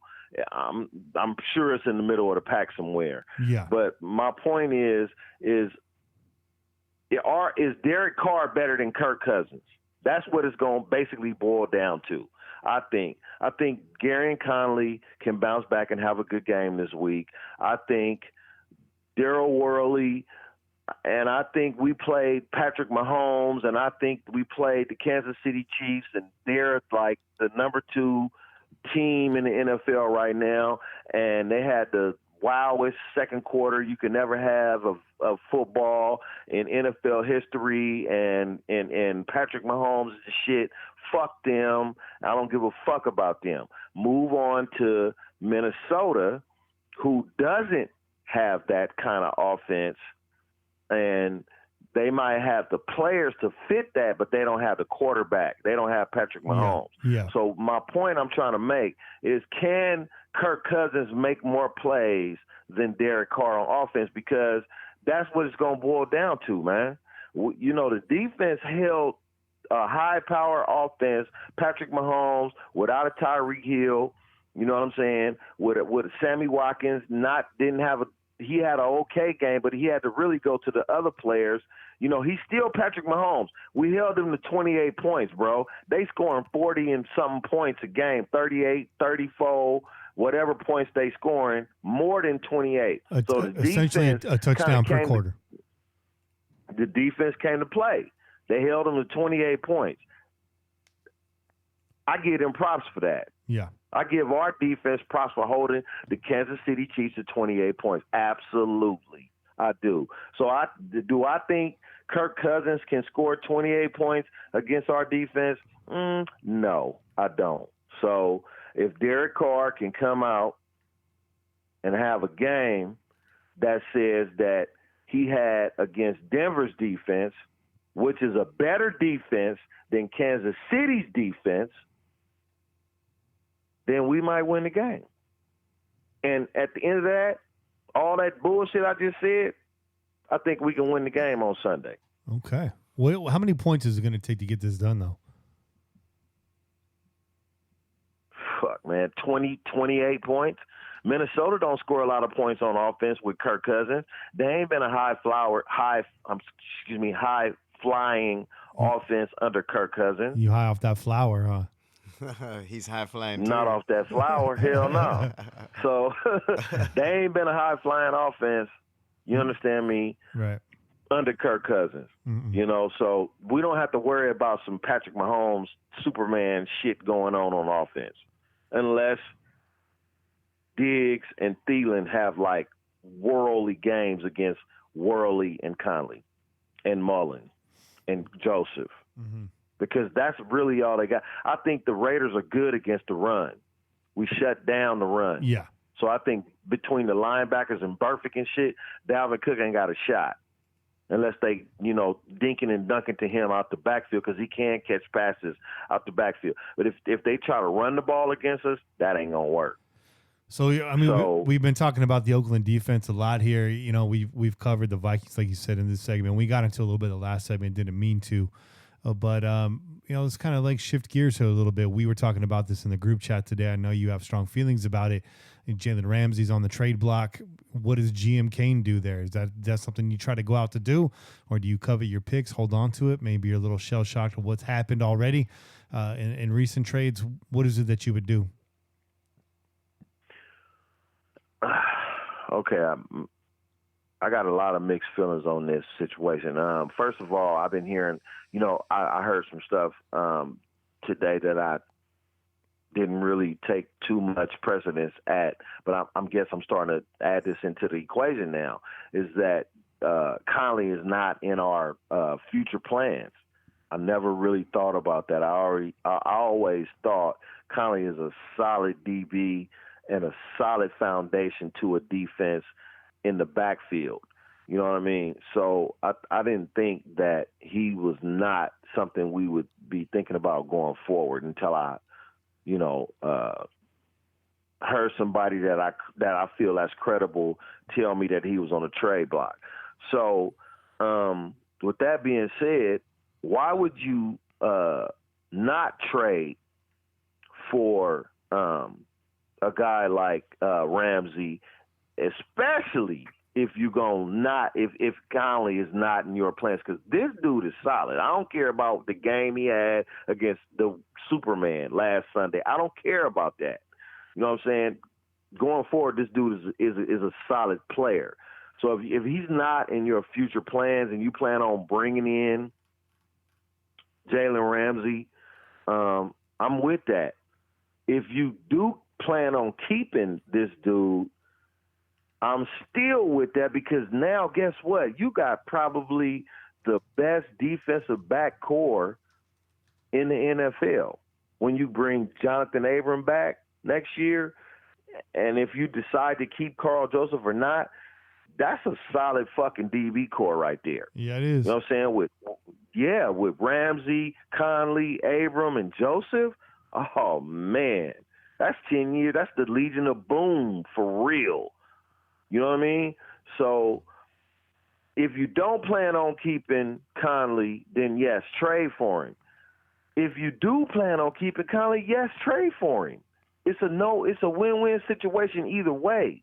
You're going to lose one body, you're going to pick up another body. You're going to pick up another body and keep a body that's a part of your already being.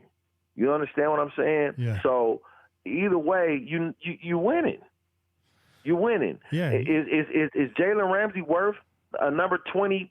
You know what? At this point, Chicago is probably mid-pack to, they probably going to be anywhere from number 10 to number 17, 18 pick in the draft. Those of you that think they're going to be worse than that with that defense, I probably doubt it. That defense is good enough to win them some games. Okay, so we're looking at around the 10th, between the 10th and the 15th, 16th pick. Is Jalen Ramsey worth that? Hell motherfucking yes. Trade the pick. You still got your first-round pick. And you just added the other side to your defense if you plan on keeping Conley. You know what I'm saying? And if you plan on letting him go, you got somebody to replace him. So that's a win-win situation, man. And you don't lose going either way. And my thing that I've always said, too, is that he's still young. He's 24. He's already proven himself out there in the league. He's already been, been through those rough patches as far as all the rookies go. Mm-hmm. So it's awesome. He knows how to handle himself. And the way I feel about it is, why roll the dice on a pick that can potentially come out to be okay, but that's all they could be is okay. Absolutely. Why not just get somebody that's been proven and that can handle it and is still young enough, and not only that, wants to play for us. That's the main thing. Yeah, why not trade away a valuable draft pick to a disgruntled playmaker that wants to get off of his team? Yeah, that's something we've never done before. Should work out. Should work out good, right? Facebook. What can go wrong? Facebook. Hey, listen, man. We've made our mistakes. And let's not start to talk about draft picks being traded and draft players and players being traded and shit right now, because the season is 1-1. We without a number one receiver, we without a pass rusher, and we traded 2 of them last year. So let's not even start talking about that until the Raiders start winning some games. Well, that was my point. That was my point at the top of the show, is that Jalen Ramsey, he's a good player, but is he the guy that we need to make this all turn around? And I don't think so. I think you just said it yourself. A pass rusher and a wide receiver are the 2 targets that the Raiders should be looking at. And right now, none of those guys are up for a trade. So I myself would stand pat on Jalen Ramsey. I would not give up a first. I would definitely not give up 2 firsts for Jalen Ramsey. I think that price is too high, and I think you don't know what kind of problems you're going to inherit. Did I say I would give up? Oh, excuse me. I didn't mean to cut you off, my brother. Hold on. I wouldn't give up 2 first-round picks for Jalen Ramsey. I didn't. You set me up. I never said you said that, Kane. But here we go again. Give up here we go again. 2 first-round picks for Jalen Ramsey. Here we go again. I was talking about trading Chicago's first-round pick this year in 2020 for Jalen Ramsey. Yeah, I understand that, but the reports are Jacksonville's looking for 2 first-round draft picks or a first plus, and so I don't think I'd give up that. I understand what you want to give them, but I also understand what they're asking for right now. That price will probably come down, but again, is the value worth it for where we're at right now? I don't think that's our issue. I don't think that's what pushes us over the hump. I don't think we become contenders all of a sudden by getting Ramsey this year. I don't. I think it looks nice and it looks great. I'd love to see Ramsey in a Raider uniform. I'm just not willing to pay the cost for that right now. I think we have bigger needs in other areas, and that would necessitate giving up a draft pick. But right now, Ramsey, for me, it would be nice. I would love that. But again, I don't think that equates to W's necessarily this season. I think the offense needs to get a little more explosive, and we said it already. Tyrell Williams, not a number 1 wide receiver. To me, that's the most glaring deficit on this team.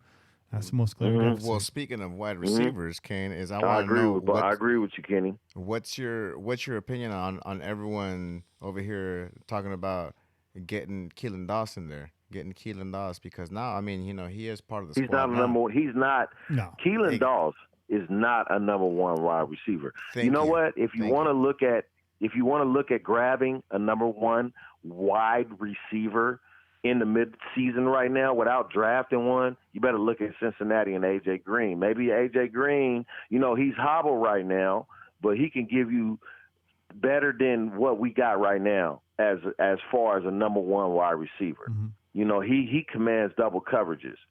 Healthy, he can free up Tyrell Williams. Look, Tyrell Williams is a good wide receiver, and we all said this earlier in the podcast, that Tyrell Williams is a good wide receiver if he got a number 1 wide receiver, Keenan Allen, the Antonio Brown, which we thought, next to him, he will flourish. He don't have that right now. We don't have that right now. So everybody trying to we just signed Trevor Davis and let's go get, somebody's practice squad, or let's sign J.J. Nelson, which I told y'all in the beginning of the year that J.J. Nelson and Ryan Grant are shit. I told y'all that, and I didn't say it in those many words, but I already told y'all that was a fucking waste.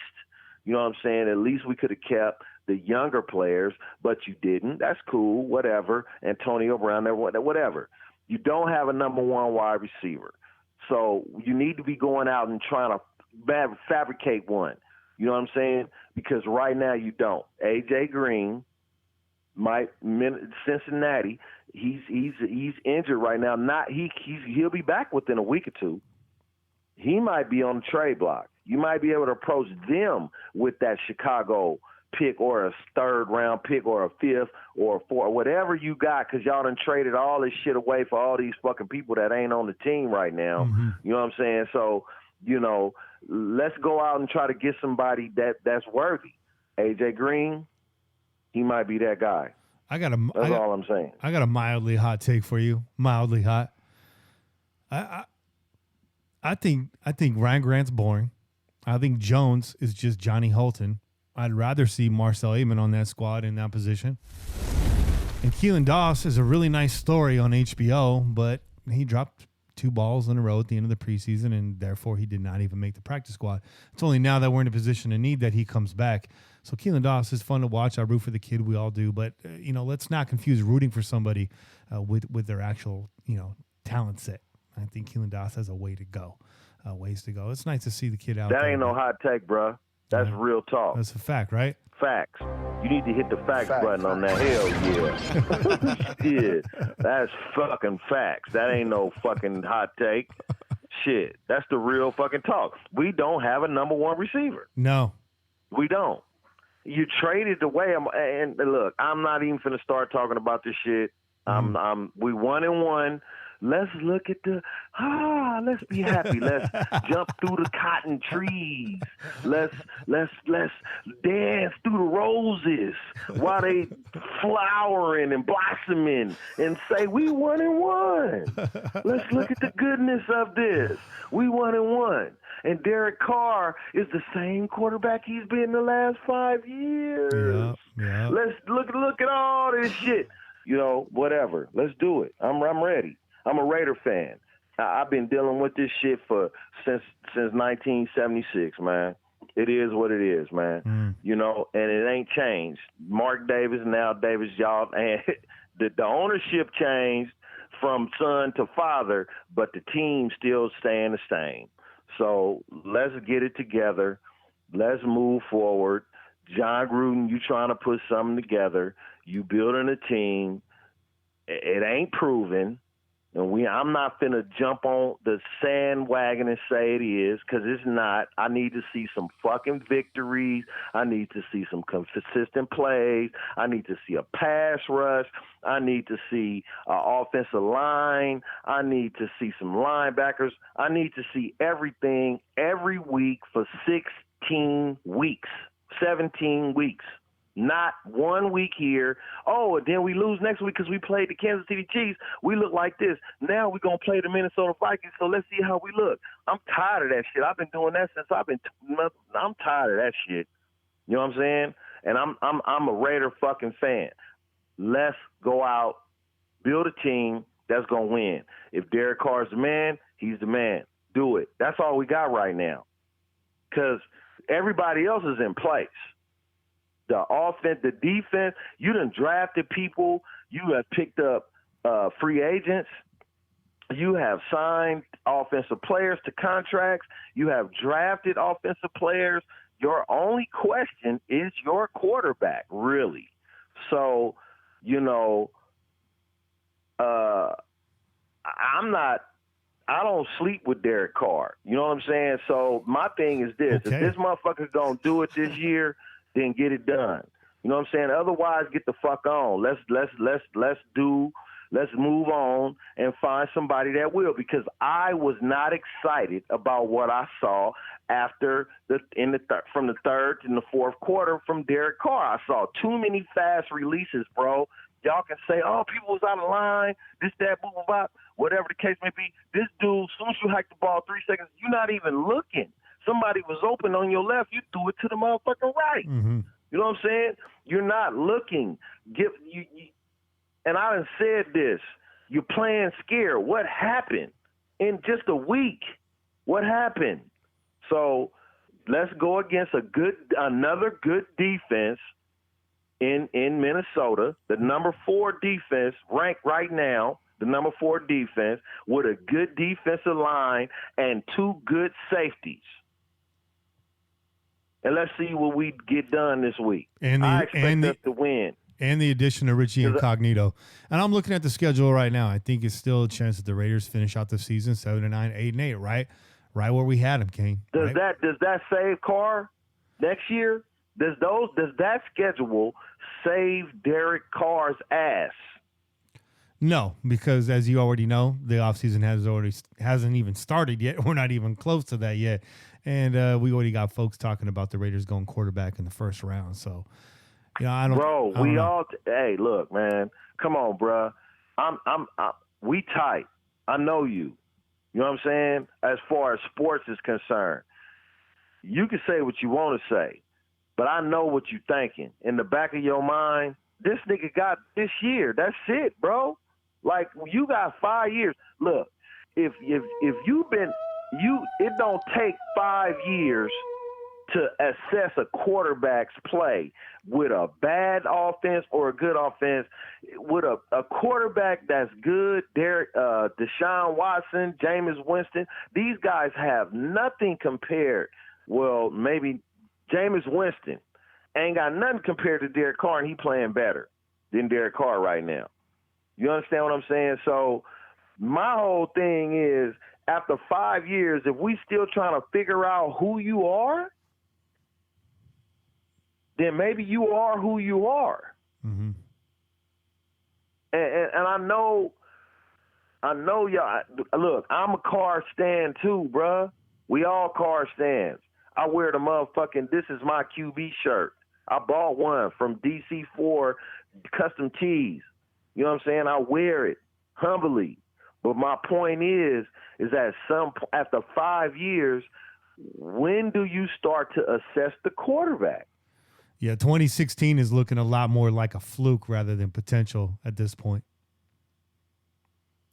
When do you start to assess the quarterback? Can one of y'all tell me that? I think we started already. I think I think part of this this offseason and loading up on weapons, the centerpiece of which is now gone.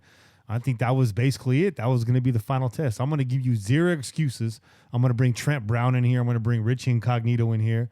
I'm going to give you a Strider at number 2. I'm going to give you a speedster in Nelson. I'm going to give you a boring ass go-to dude in Grant. I'm going to give you the glue hands Renfro, and I'm going to get you Antonio Brown. And Darren Waller's our up-and-coming hot shot, and you're going to put up or shut up, and we're going to move on. I think regardless, I think we go 8-8. There's a chance Carr's still on the roster, but there's a bona fide quarterback pushing him from behind. I think we do draft a quarterback this year regardless. I think so. Honestly, I had said we should have done it last year. Obviously not number 1, though, but like somewhere like way down the line more. I mean, shit, I don't know about that. I'd take Lamar Jackson right now. Yeah, absolutely, bro. Like, Bobby, I respect you, bro, but drafting a quarterback down the line is not drafting somebody to replace a Derek Carr. If you're trying to replace an above average quarterback who really he's got issues and probably is a consistent league backup after this stint with the Raiders, you need to draft somebody better than him, and they got to go in the first round. Yeah. So you're going to have to draft somebody. You're going to have to go 4-12, 3-13, 2-14. The standard issue, Miami, and get you a good quarterback. You know what I'm saying? You got to shoot for the moon. That's how it's going to have to work. You got to shoot for the moon. You got to shoot for the stars, man. When it comes to quarterback now at this point in Derek Carr's career, his 6th season now, he'll be going into his 7th. At this point, you got to shoot for the replacement, the bona fide starter. And we'll see. I mean, they have an opt-out on Derek last year or next year. I think they'd only be on the hook for $5 million. So I think Derek Carr should be scared because this is the year. Next year it's just too easy to walk away from him, to not do so if the talent is staring you in the face. But I think the only thing that would prevent them from doing so is playing just well enough to move out of a spot to not get a quarterback. But who knows? If they want one bad enough, I'm sure Mayock and Gruden will put a package together and move up. But I definitely see us drafting a quarterback this year. But you know what's funny about that, though, bro, is that I had some people hit me on Twitter like, oh, what if you have a good game next week? Like, fuck next week. I want to see 16 weeks. Mm-hmm. I want to see 13 weeks straight. I want to see a season.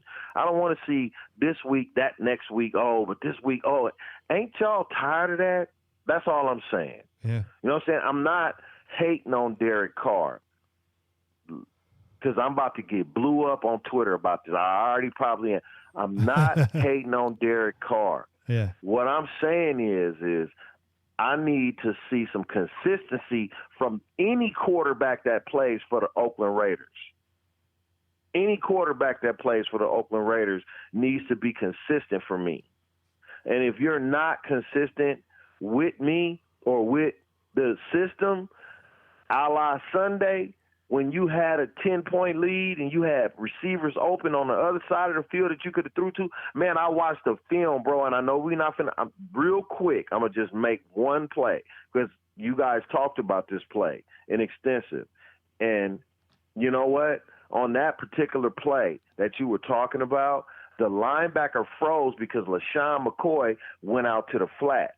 You know what I'm saying? So the DB that was guard number 17, he froze looking at LaShawn McCoy. Go back and watch the film. He froze looking at LaShawn McCoy out in the flat. Number 17 ran past him. Conley was on his man. Stop the film. Right at this point, stop the film when the DB run, when the dude run past the DB, Conley's on his guy all the way to the left of the screen. And then he covers the dude. He tries to run over and cover homeboy's fucking mistake. You know what I'm saying? And it looked like Conley got burnt, but the people who got burnt was the linebacker who froze when he looked at LaShawn. Instead of running towards LaShawn McCoy to stop that play, then the DB who was guarding, which I think it was Nelson, guard number 17 for the Kansas City Chiefs, who ran right past him. If he would have kept running with him, Conley was running with his dude. Nobody would have been – the play would have went to the flat to the Sean McCoy. But you already had Travis Kelce on the right side of the field being covered by 2 DB. He was double covered already. The safety, instead of going for number 17, he saw what the linebacker saw and froze and went and ran over to Kelce. And so you had 3 motherfuckers on Kelce, the linebacker standing in the middle field looking stupid as a motherfucker, and then the DB let number 17 run passing, and that's how they scored the touchdown. Andy motherfucking Reid. Like my boy said to me earlier today, Kenny, everybody was out of motherfucking play. You understand? Don't blame Conley for something that was not Conley. Conley was trying to save the motherfucking play. Go back and look at the film, slow it down, watch it from snap to finish, and you'll see what I'm saying. That's all I'm saying. I just wanted to make that comment, man. I know we wasn't supposed to talk about that, but I had to give my perspective on that because I watched that play like over and over and over, like, damn, how did they get burnt? So whatever. It is what it is. It's all good, man. Good points, Ken. I'm glad you spoke on it. I'm glad you setting these people straight. Dude, it's good talking to you as always, and we'll talk to you Sunday night after this Vikings game. Let's see how it goes, bro. For sure, man. What you think, man? You think we got this or what? No, dude. I don't think the Raiders get it together this week. I don't think they're going to be. I think the defense is going to play well up until a certain point. I think the offense is going to continue to struggle to convert third downs, and they're going to get in the end zone a couple times, but they're just not going to get the job done. I don't think they string it together, and the defense will be on the field too long and give up the scores late in the game when it counts. And Vikings pull ahead, win by 10. So you think Kirk Cousins is a better orchestrator of an offense than Derek Carr? Because that's basically what it boils down to. I'm looking at it from the Raiders' perspective and where they're at. I think Kirk Cousins fails to show up in big games. This isn't a big game. He's looking to rebound. He does okay against mediocre teams, and that's what we are right now. And Derek Carr, he's struggled to show up in either or over the last 5 years. So, right now I'm just riding my gut feeling. I don't think the Raiders can string it together just yet. And hopefully they prove me wrong. But we need some momentum. We need some confidence. We need our swagger back. And we lost it, down the stretch there last Sunday. So let's see what happens, man. It just really depends on how they react. This game can go either way, but I'm just going to go with my gut feeling. Yeah, I know this 48 days, man. This don't look too good going into it like it did before we started the season. You know what I'm saying? And we got a lot of players dinged up right now. You got Trent Brown, who may not even go on Sunday. And that's not a good look against this defense, against these linebackers, against this line. You got Josh Jacobs with a hip injury. Who knows, how many carries he'll get if he's limited. Then we're left with Washington and Richard. It's just up and down. We're pretty banged up right now on players that actually count. So I don't have a good feeling about this game. Bobby, what do you think? I don't know. I'm still holding out for Richie Incognito making some sort of time for Carr to actually look down the field. The thing that sucks, though, like you said, is that there's not a lot of weapons down the field. So it definitely, and not only that too, Trent Brown, he's on the sidelines eating gummy bears and shit. So he's not there. The pressure Sunday was coming from that right. From that right side. That was a gummy bear. Yeah, from that right side. So you guys, if we're out Brown, this game, is this a tailspin game or what? Is this a tailspin game, or is this a game that we can go in and say we wasn't expected to win, and we just move on to the next week, or is it a tailspin for us? No, I think the Colts are a team you could bounce back against. I don't think the Colts are as bad as we thought they were going to be without Luck, but I think you can beat the Colts. It's just after that, then you go, Chicago, then you go Green Bay, and then you go Texans. Yeah. So I think if the tailspin's going to happen, it's there. I think you could beat the Colts. I think things are really going to get ugly after that game if they're going to get ugly. So you just got to hang in there, man. We just got to hang in there. And the Detroit Lions, they're not half bad either. You don't know what they're going to do. That's our home game back. I expect us to be hopefully fired up, but as we've seen, Kane, from this modern day fan base that likes to leave early and hang their heads all too soon, hopefully that Coliseum's rocking. But if they come back off this road trip beat up and in shambles, it's going to take a lot more than nostalgia to get this crowd riled up. You know what I think? From what I've been seeing, I think the nostalgia people is the ones that's like, I'm tired of seeing the same shit. Well, because that's you and me, Kane. That's you and me. And the young people is the ones that's not tripping because they just don't give a fuck. They about cell phones, media, social media. I'm at the game. I'm eating this. This what I'm eating. I'm drinking this. Here we are chilling. Look at a picture I'm from. I'm at the game. Look, here on the field on the 50-yard. That's all these motherfuckers care about now. The people that's my age, when I was leaving the game the other night, they was leaving. I left like with 59 same shit. Motherfuckers that saw John Gruden in 98 when he came, 99. They like, this the same dick and dunk shit. This the same shit we saw. This is what we did. This is it. This is what I'm seeing from the people that's been around for a long time. Even except for Homer. Yeah. Poor Homer. Yeah. But anyway, yeah. Except for him, the most people from the area, bro, they like, it's the same shit over and over, man. Since L.A. It's the same shit. We haven't, the ownership, like I just said earlier in this podcast, the ownership changed. Shit else ain't changed. The coaching changed, whatever we got, that is still the same, man. We losing games. The defense, it's the same. Go back 20 years. It's the same. Yeah. Shit ain't changed. Well, let's see what happens this Sunday. Kane, thanks for coming on the show this week, and we'll talk to you in a few days, dog. I probably made a lot of enemies tonight, man. It's all but good, I love man. all y'all. You're speaking the real, bro, and you're speaking from your heart, and that's all we ask for. And you know what, dude? We gotta have those voices out there too, Kane, because that's the one thing that everyone talks about. It's like, oh, all y'all are homers, all y'all are stands, and we have to be able to actually face facts, face realities, man. Because if we don't, then we're not doing ourselves any favor, man. Yeah. Have a good night, brother. We'll talk to you soon. All right, my bro. All right. I'll talk to y'all later, man. Peace. Peace out, Kane. Peace. And just a correction, I kept calling him Martin. It's Trevor Davis from the Green Bay Packers. I've been stuck on stupid all week, bro. I've made, I think, a half a dozen embarrassing mistakes today already, both on real life and Raider Nation. So I just thought I'd throw that correction in there. Trevor Davis, my bad.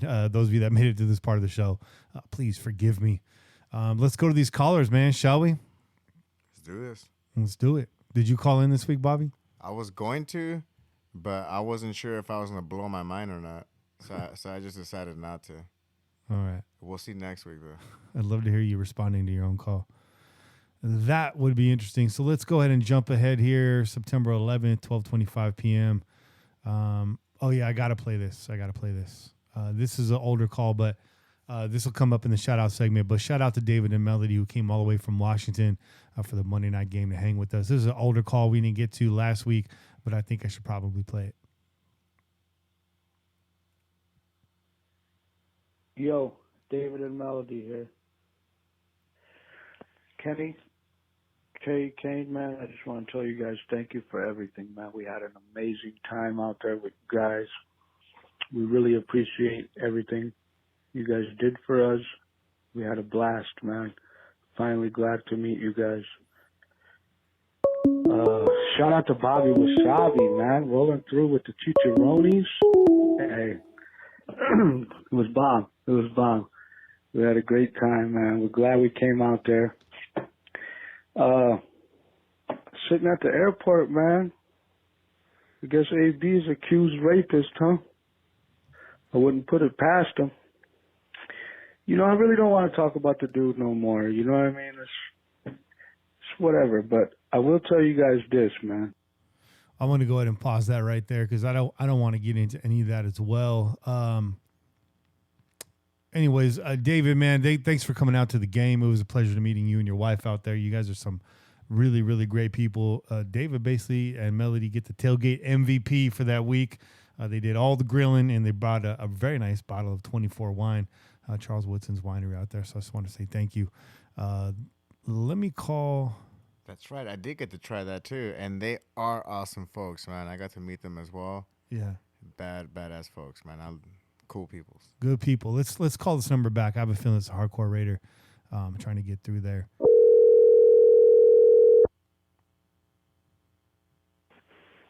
Hello. Yeah, this is Kenny Stapler. You're on the Pillaging Podcast. Hey, this hardcore Raider. What's up, Pillagers? What's up, man? How you doing? Called it. Pretty good. How you guys doing? Still doing pretty good. Right on. All right. So yeah, I want to get into this Chiefs stuff, man, if we can. So, I know there's a lot of hate on Derek Carr. I mean, the obvious question is, everybody's saying is Derek Carr going to prove it this year? And those are just the facts. So that's the obvious stuff. But I've tried to digest this stuff pretty deep, and I don't want to mention his name, but number 84 that was almost on our team. I say bury that fool 84 feet deep. But if I look at the Raiders and our team and what we got, obviously this game was a reality check. Monday night was a lot of momentum, a lot of heart put into that game, I think. But, I think we kind of got caught with our pants down and really got put in reality, including myself. But, if I look at the Chiefs and we just look at kind of some of the things that, how we got caught by Patrick Mahomes, obviously he's a good quarterback, but I feel like a lot of Raider Nation just wants to grant this guy Hall of Fame already. And almost like Raider Nation is bowing down to this guy. I'm not going to give the guy any respect. He's a good player, but he's a rival, and I'm going to stand strong with that take. However, what I will say about Mahomes is he had a bum ankle and he wasn't running around as much as he normally does. But even if his ankle was healthy, I think it's really hard to have even if we had Mac, I don't think we're getting a bunch of sacks against Mahomes if his ankle's healthy. You know what I'm saying? Mm-hmm. And so a lot of people are like, well, you gotta rush Mahomes. You gotta put pressure on him, which is true. That's true with any quarterback. But to me, here's how I'm looking at it, guys, is look at their wide receiver depth they have right now. Hill is injured, but he'll be back. So you have to consider, if we look at the long-term solutions for the Raiders, and if we were to make a playoff spot or next year we make a playoff spot, all the factors have to be in play, in my opinion. And you got Tyreek Hill, you got Sammy Watkins, you got N'Keal Hardman, who they just drafted, who's really fast and looks like he has a lot of potential. That guy, Demarcus Robinson, number 11, who the hell is that guy? Nobody knew who the hell that guy was. Well, I did some research. He was drafted in 2016 in the 4th round, but he struggled with some marijuana issues. But the dude's a good wide receiver. He just, fell off the depth charts because of the other talent on the team and because of his off-the-field issues. And then, of course, Travis Kelce. So, these guys are running, and they didn't have Hill, but, they're killing us with 4 or 5 wide receiver sets. And, how are we going to cover that? Even if we had Abram, how are we going to cover that many wide receivers? And then if we were to make playoffs, and I'm not saying it's this year or if we could make a wild card, we're going to go far in the playoffs, but, next year or whatever, if Antonio or if 84, now 17, if he doesn't, if he comes onto the scene and he's there, say next year for the Patriots, you have that guy, Julian Edelman, Josh Gordon, and then Philip Dorsett. So even the Patriots have 4 really good wide receivers. We do not have enough talent or speed to keep up with those guys, in my opinion. Even if we had a Mac or some other super talented defensive end, I don't see us being able to compete with those kind of that talent. I think we really have to upgrade our defensive backs to be able to compete with them. And I'm not saying give up the kitchen sink or both first rounds to get Ramsey. I mean, I'd like to explore options, but I'm just saying that our defensive backs, we have to get stronger at defensive backs to keep up with that kind of speed with the wide receivers that, are in the AFC that we have to, if we want to eventually win a Super Bowl, you have to look at the whole picture. So I'm just curious on your guys' opinion on that. Well, I think this team's still a few players away, man. I mean, you gave me a lot right there. I'm not sure which part you want me to answer, but the defensive back.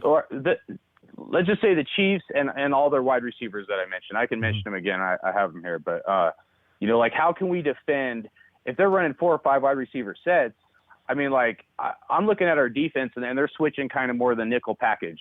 And so say next year, Abrams back, maybe we keep Joseph, maybe we don't, whatever, kind of blah, blah, blah. But it's like, you know, a nickel package or maybe even a dime package, but like something like that is probably the only way you're going to be able to contend with, you know, that kind of wide receiver depth. Now, if they're running the ball, like if they would have ran the ball 90% of the time, we probably would have stopped them 98% of the time. You know what I'm saying? But they weren't running the ball. We don't have the linebackers. Let me get back to trying to answer the question that you originally asked me. All right. You know, I think you're starting to see the philosophy shift already this season. It's the reason why only 4 linebackers are on this depth chart. It's the reason why you go out and you get LaMarcus Joyner while still retaining Carl Joseph and Jonathan Abram. It's the reason why you draft Trayvon Mullen in the second round and have depth there. You got Mullen, you got Worley, you got Conley. I see them already trying to build up this defensive secondary. I guess the question that remains now for this season is, are they willing to give up the kitchen sink to do so to stay competitive in the AFC West against receivers like that? But the other option is, I mean, is not just defeating them with your defensive backfield, but also defeating them with the scoreboard. At what point are we going to go out and continue to solidify this wide receiver core that looked pretty good behind a 1 and 2 of Antonio Brown and Tyrell Williams, which now looks just somehow a lot more anemic with the exit of Antonio Brown. So, you know, I would continue to load up and go get yourself a game breaker wide receiver. We don't have one of those. We have capable defensive backs. Whether or not they retain Joseph or not, I don't know. I would like to think that Joyner comes back next year, Abram comes back healthy, and we continue to build. I think the Raiders have always shown in the past few years, regardless of the front office, that they're going to go out and draft defensive backs. We always get a handful every year, whether undrafted or late round, and we'll see how that plays out. But the glaring, and I've said it a few times on the show already, the glaring hole in this team is no playmaker at the wide receiver spot.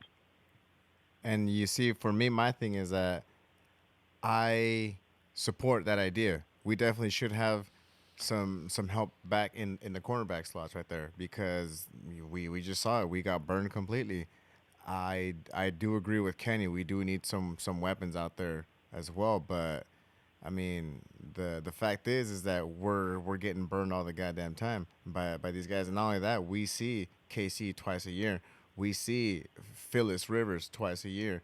And when Phillip Rivers actually gets on point, when he's on fire, it sucks. It's not cool fucking seeing him burn our fucking secondary every time. Look, you can have Conley, Abram, Jalen Ramsey back there.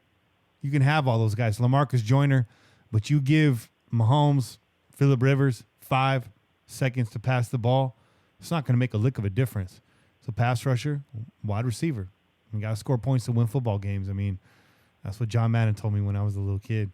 So I know it sounds weird, but on the opposite side of the ball, you got to have some weapons to put points on the board and stay in the fight as well, trying to stop the bleeding. And I feel like the secondary is a lot further along right now than what we're seeing from our wide receiver core. That's just my opinion, though.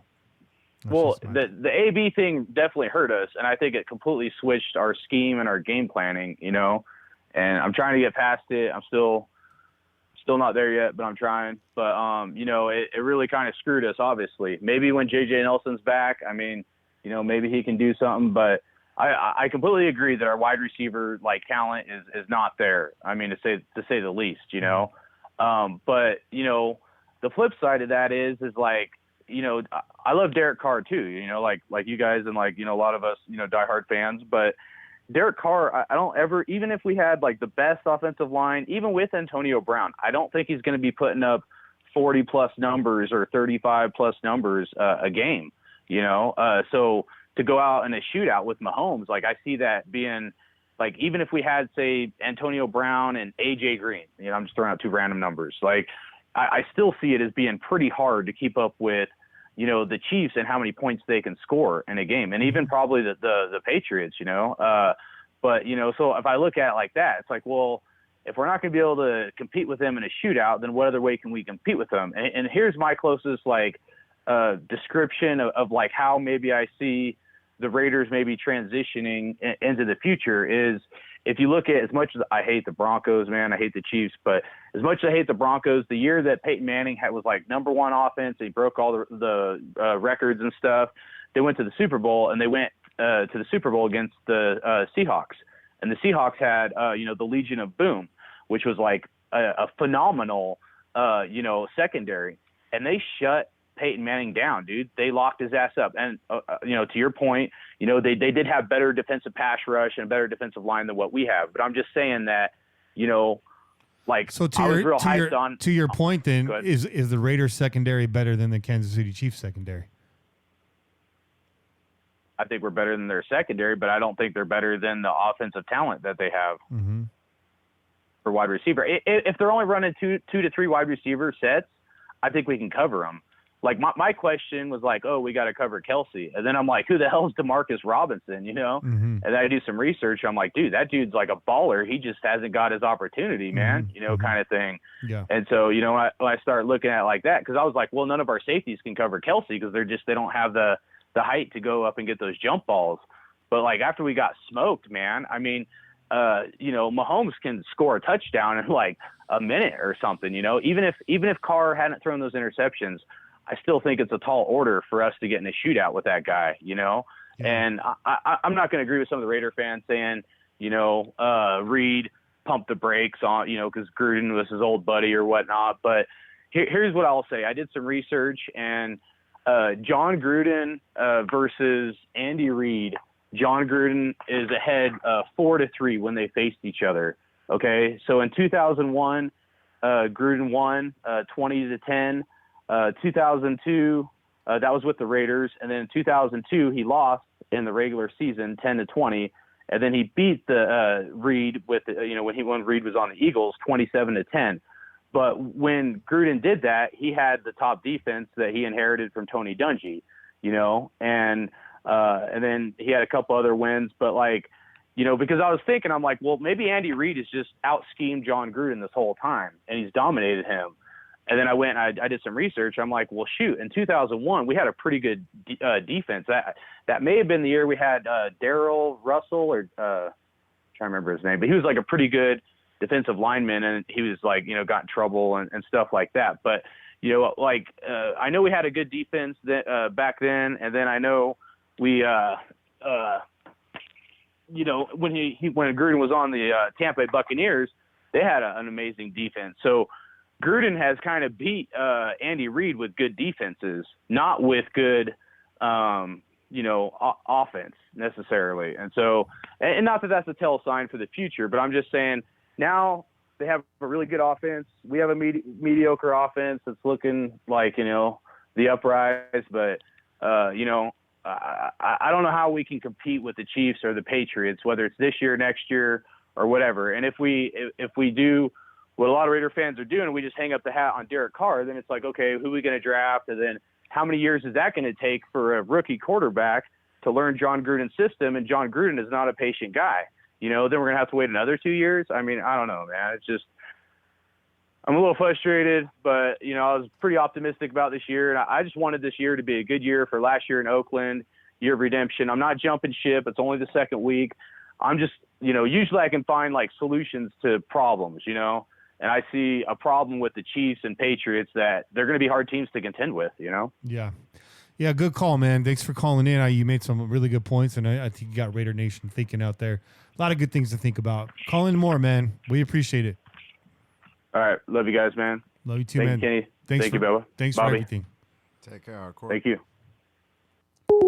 And our Hardcore actually made a really generous donation to us a couple of weeks ago, which allowed us to upgrade our tailgate equipment this past weekend and get you guys a nice, clean image. So really, that's courtesy of Hardcore Raider. So we thank you very much. I still think 3 out of 4 quarters we held this defense, that offense in check.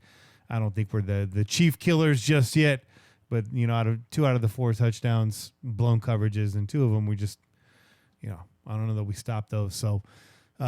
It's tough. How do we hang with the Chiefs? How do we hang with the Patriots? Well, there's 31 other teams in the league that are wondering the same thing. 30, I guess, if you exclude us, because we just talked about us. But that was a really good call regardless. Makes you think, right? A lot of different ways to attack this. But the fact of the matter is, the reality is, Bobby, we're not there yet. We're players away. And we said that going into this season. The Raiders are going to have a decent year, I think, and they're going to wash out just where I said 7-9, 8-8. I was hoping for 9-7. I don't see that happening unless things start to turn around. But with this road schedule coming up, I mean, I don't see. I'd love to see us go 500 on it, or I think it's actually an odd number, but we'll see what happens. Well, it's still a possibility, like I said, man. Especially with the way we kind of handled ourselves. So, yeah, definitely, it could definitely happen, man. We handled ourselves with Mr. Kermit Mahomes. So I could definitely see some sort of 500 happening at least, or whatever weird number that is. Yeah, we'll see, man. We'll see. Let's go to the next call. This is from the 360. Kitty Che Kang, what's up, Pillagers? This is Pete. How we doing? What's up? Well, sure we all know how we're feeling right now. This is post game of week 2 of the Oakland Raiders season. It is what it is, and if there's anything I could compare that first quarter to, it would be like a bad 80s movie where a dude asks out a chick to prom that's way out of his league, and she says yes, but then the other 3 quarters are literally just the fact that she did it to make fun of him, and like now it's like sabotage or something like that. Jesus, that was.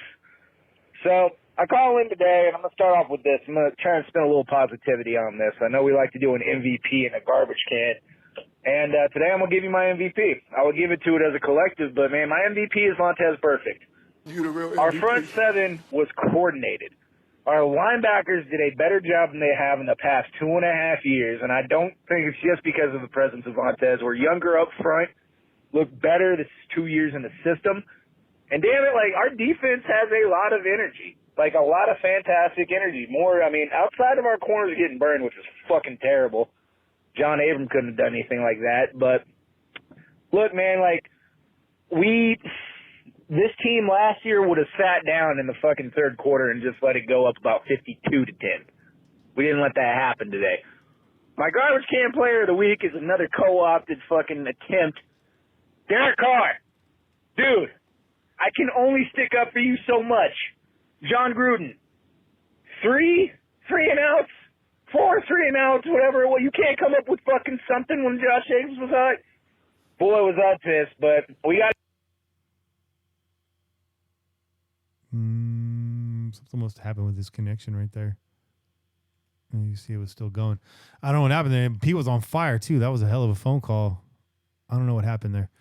Damn, that sucks. That was a really good phone call. I know. I thought it was that Google phone thing that just cut him off. No, because there's still tape to play right there. I think that might have come from his end. I'm not sure what's going on right there. But, yeah. You know what? Yeah, no, that's what it is. Levels are okay over here. Sorry about that, Pete. That was a hell of a phone call. Hell of a phone call. Let's move on to the next one. It's getting late. 760. I don't know. Maybe it's not Pete. Maybe it is us. I'm not sure here. We're going to try this one more time, and if it doesn't work out, we're going to have to bail on the phone calls. Let's try this one. Although one thing I do want to say is that those names look funny, the descriptions. Yeah. Somebody transcribed as Kenny Chesney. Yeah, I got nothing coming in here.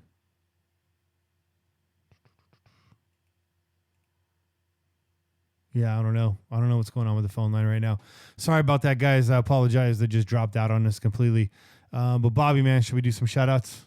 I think it was all those hot takes that everyone just kept calling. Dude, blew it out. He just shorted it out. Killed it, man. Crushed it. We didn't even have the WAP Thunder, and it still crushed it. Right.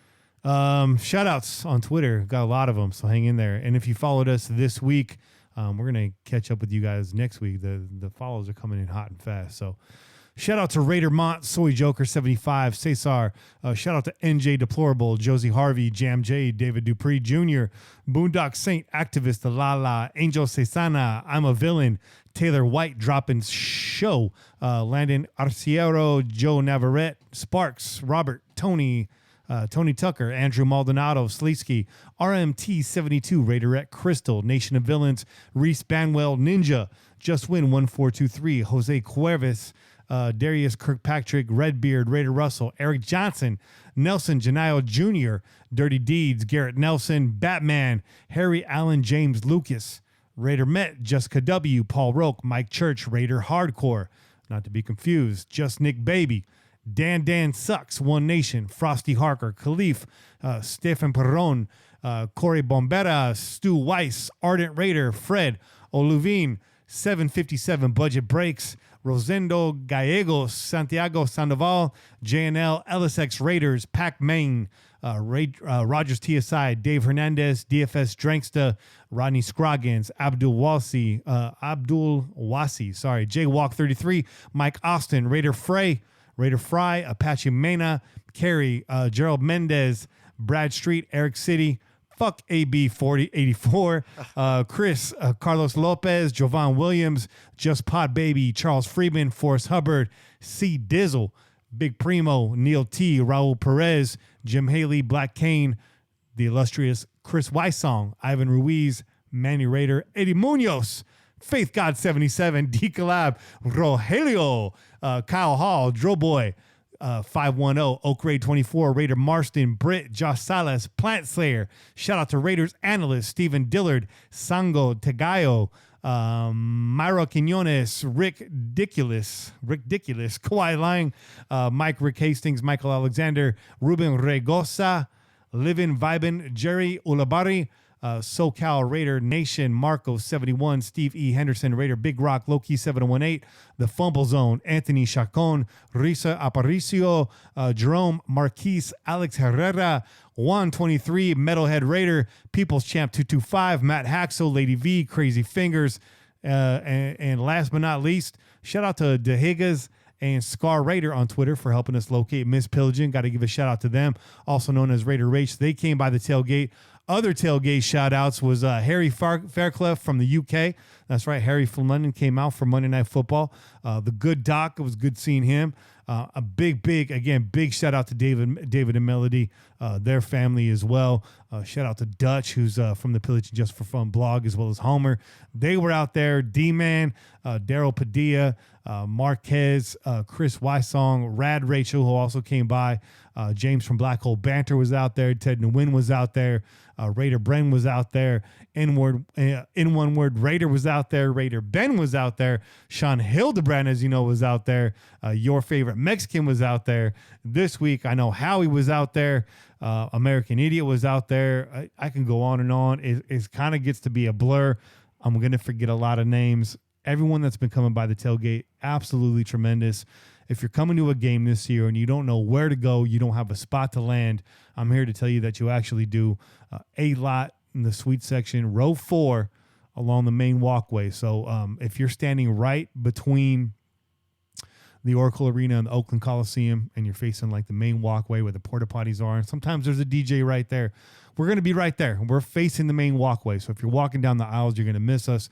You want to go down that main walkway between A lot and D lot, and you should find us up near the Coliseum. So I think we're easy to find. What do you think, Bobby? Hey, you know what? If anything, you guys found me last time. That's true. I was trying to sneak up on you guys, and I just see Che moving his head around. I was like, what the hell is he doing? And I was like, he fucking spotted me. He spotted me, man. So it's easy as hell to find you guys. We see you coming. Yeah. But, man, come by. Just come by and make yourself at home. There's beer in the blue cooler. There's non-alcoholic in the Raider cooler. So if you got some kids, send them to the Raider cooler. That's the cool cooler. That one's for the kids, man. And if there's meat on the table, grab some food. We always got some chips. Like David said, we got the chicharrones on the lock. That's right. And come make yourself at home. We're hospitable. What do you think? You know what? Since the first time I went over there and acted weird with you guys have always been pretty cool with me, man. Yeah, we act weird too. And that's why it just felt so right. And everybody else that stops by right there, I've always seen nothing but love, man. Everyone just stops by and just wants to just hang out, have a beer, shoot the shit. Have a good time. And just, basically go into the game with some good vibes right there, man. Yeah. I mean, again, we've met people now just this season from Washington State, from Tennessee, from Canada, from New York, from Texas, from London. Man, everywhere. I don't know. I'm even missing names right now, but just everywhere. From Southern California, obviously. A lot of folks from Sacramento. A lot of folks always from Sacramento and the Chico area, and even all the way down to the Bakersfield, Fresno area. A lot of folks come up. So it's been tremendous, man. Come by. The only thing I was really upset about is nobody saved me a taco, man. I didn't eat a single bite of our food. Word? But I can't complain because you guys have been very generous with your donations, both through the PayPal account and in person, for helping us restock the tailgate every week. So we got no problem bringing food. We are It's not like a elaborate tailgate. We don't have some gigantic stupid grill. We got a Weber, and we usually about 8 pounds of carne asada, and sometimes some hot links. But what you have is that you have that atmosphere, man. Not only just around the entire tailgate, but just the atmosphere that you guys create. Like you said, you don't have to have a place to actually, you know, touch down and be your own thing. Like, you do have a place. You have it right here with us.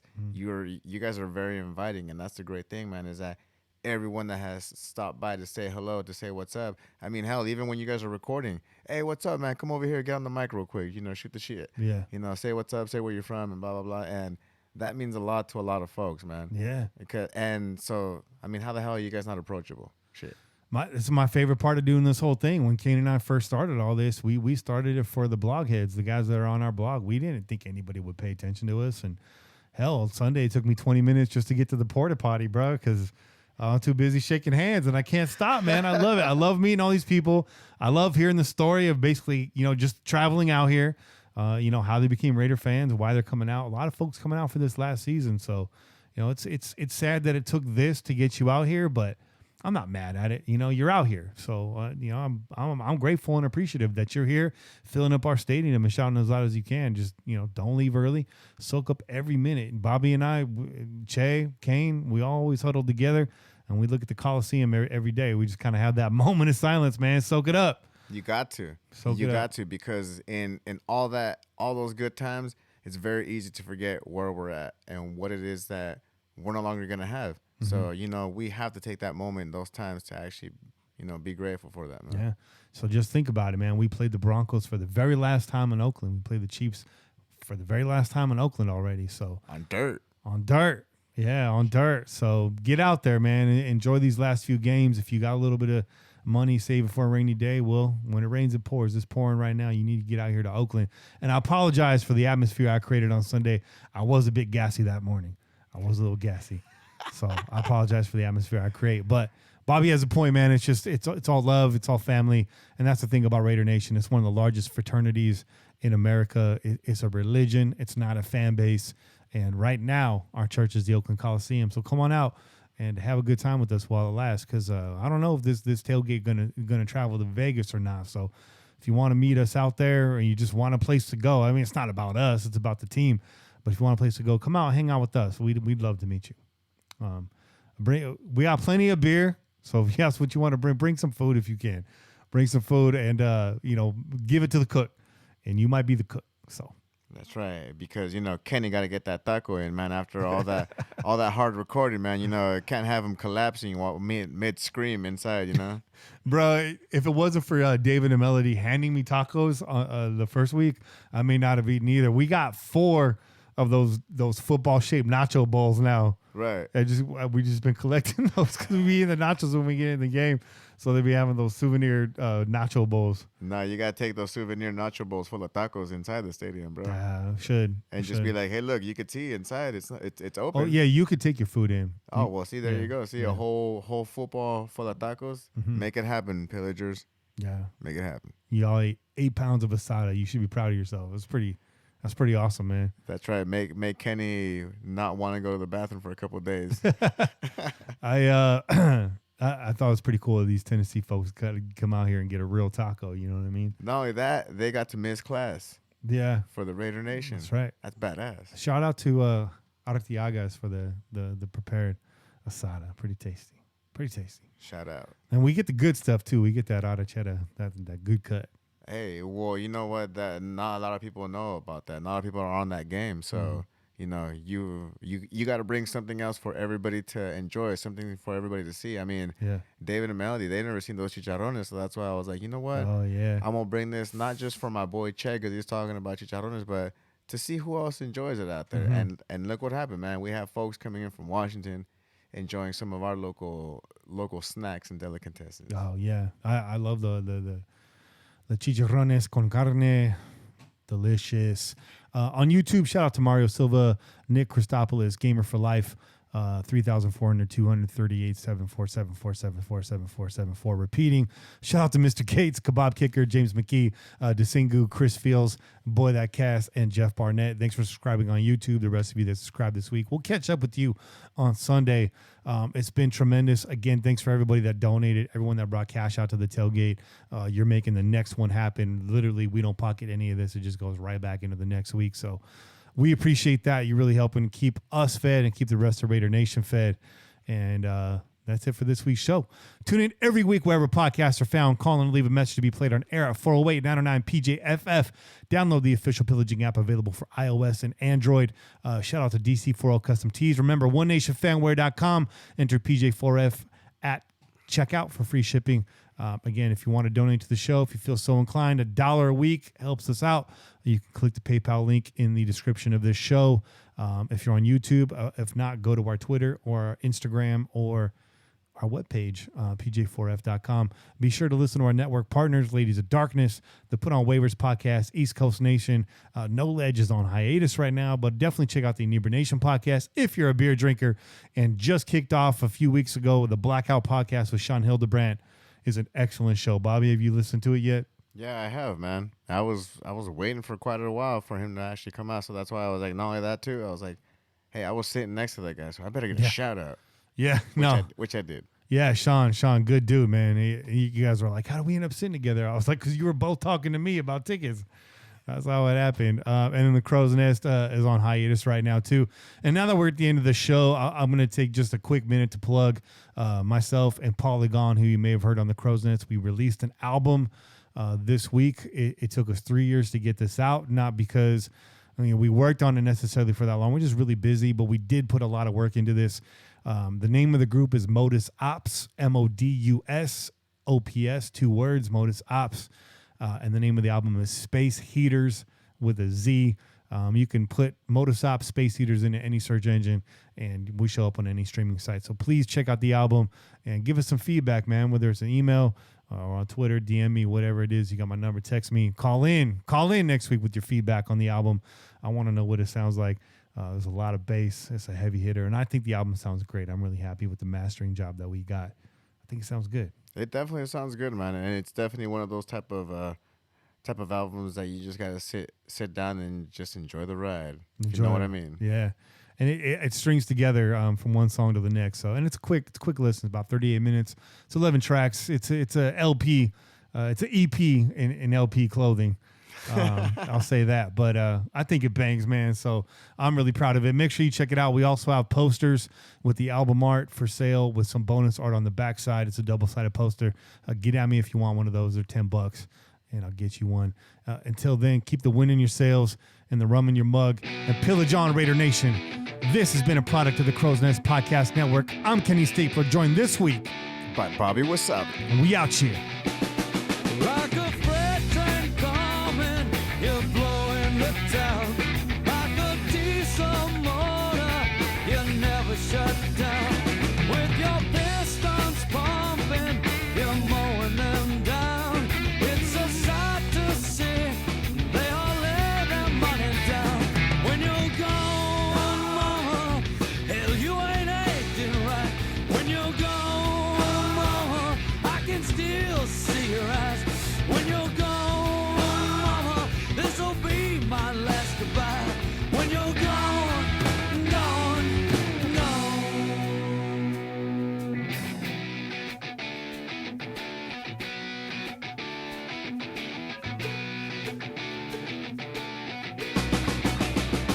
When the sky is gray and the night sets in,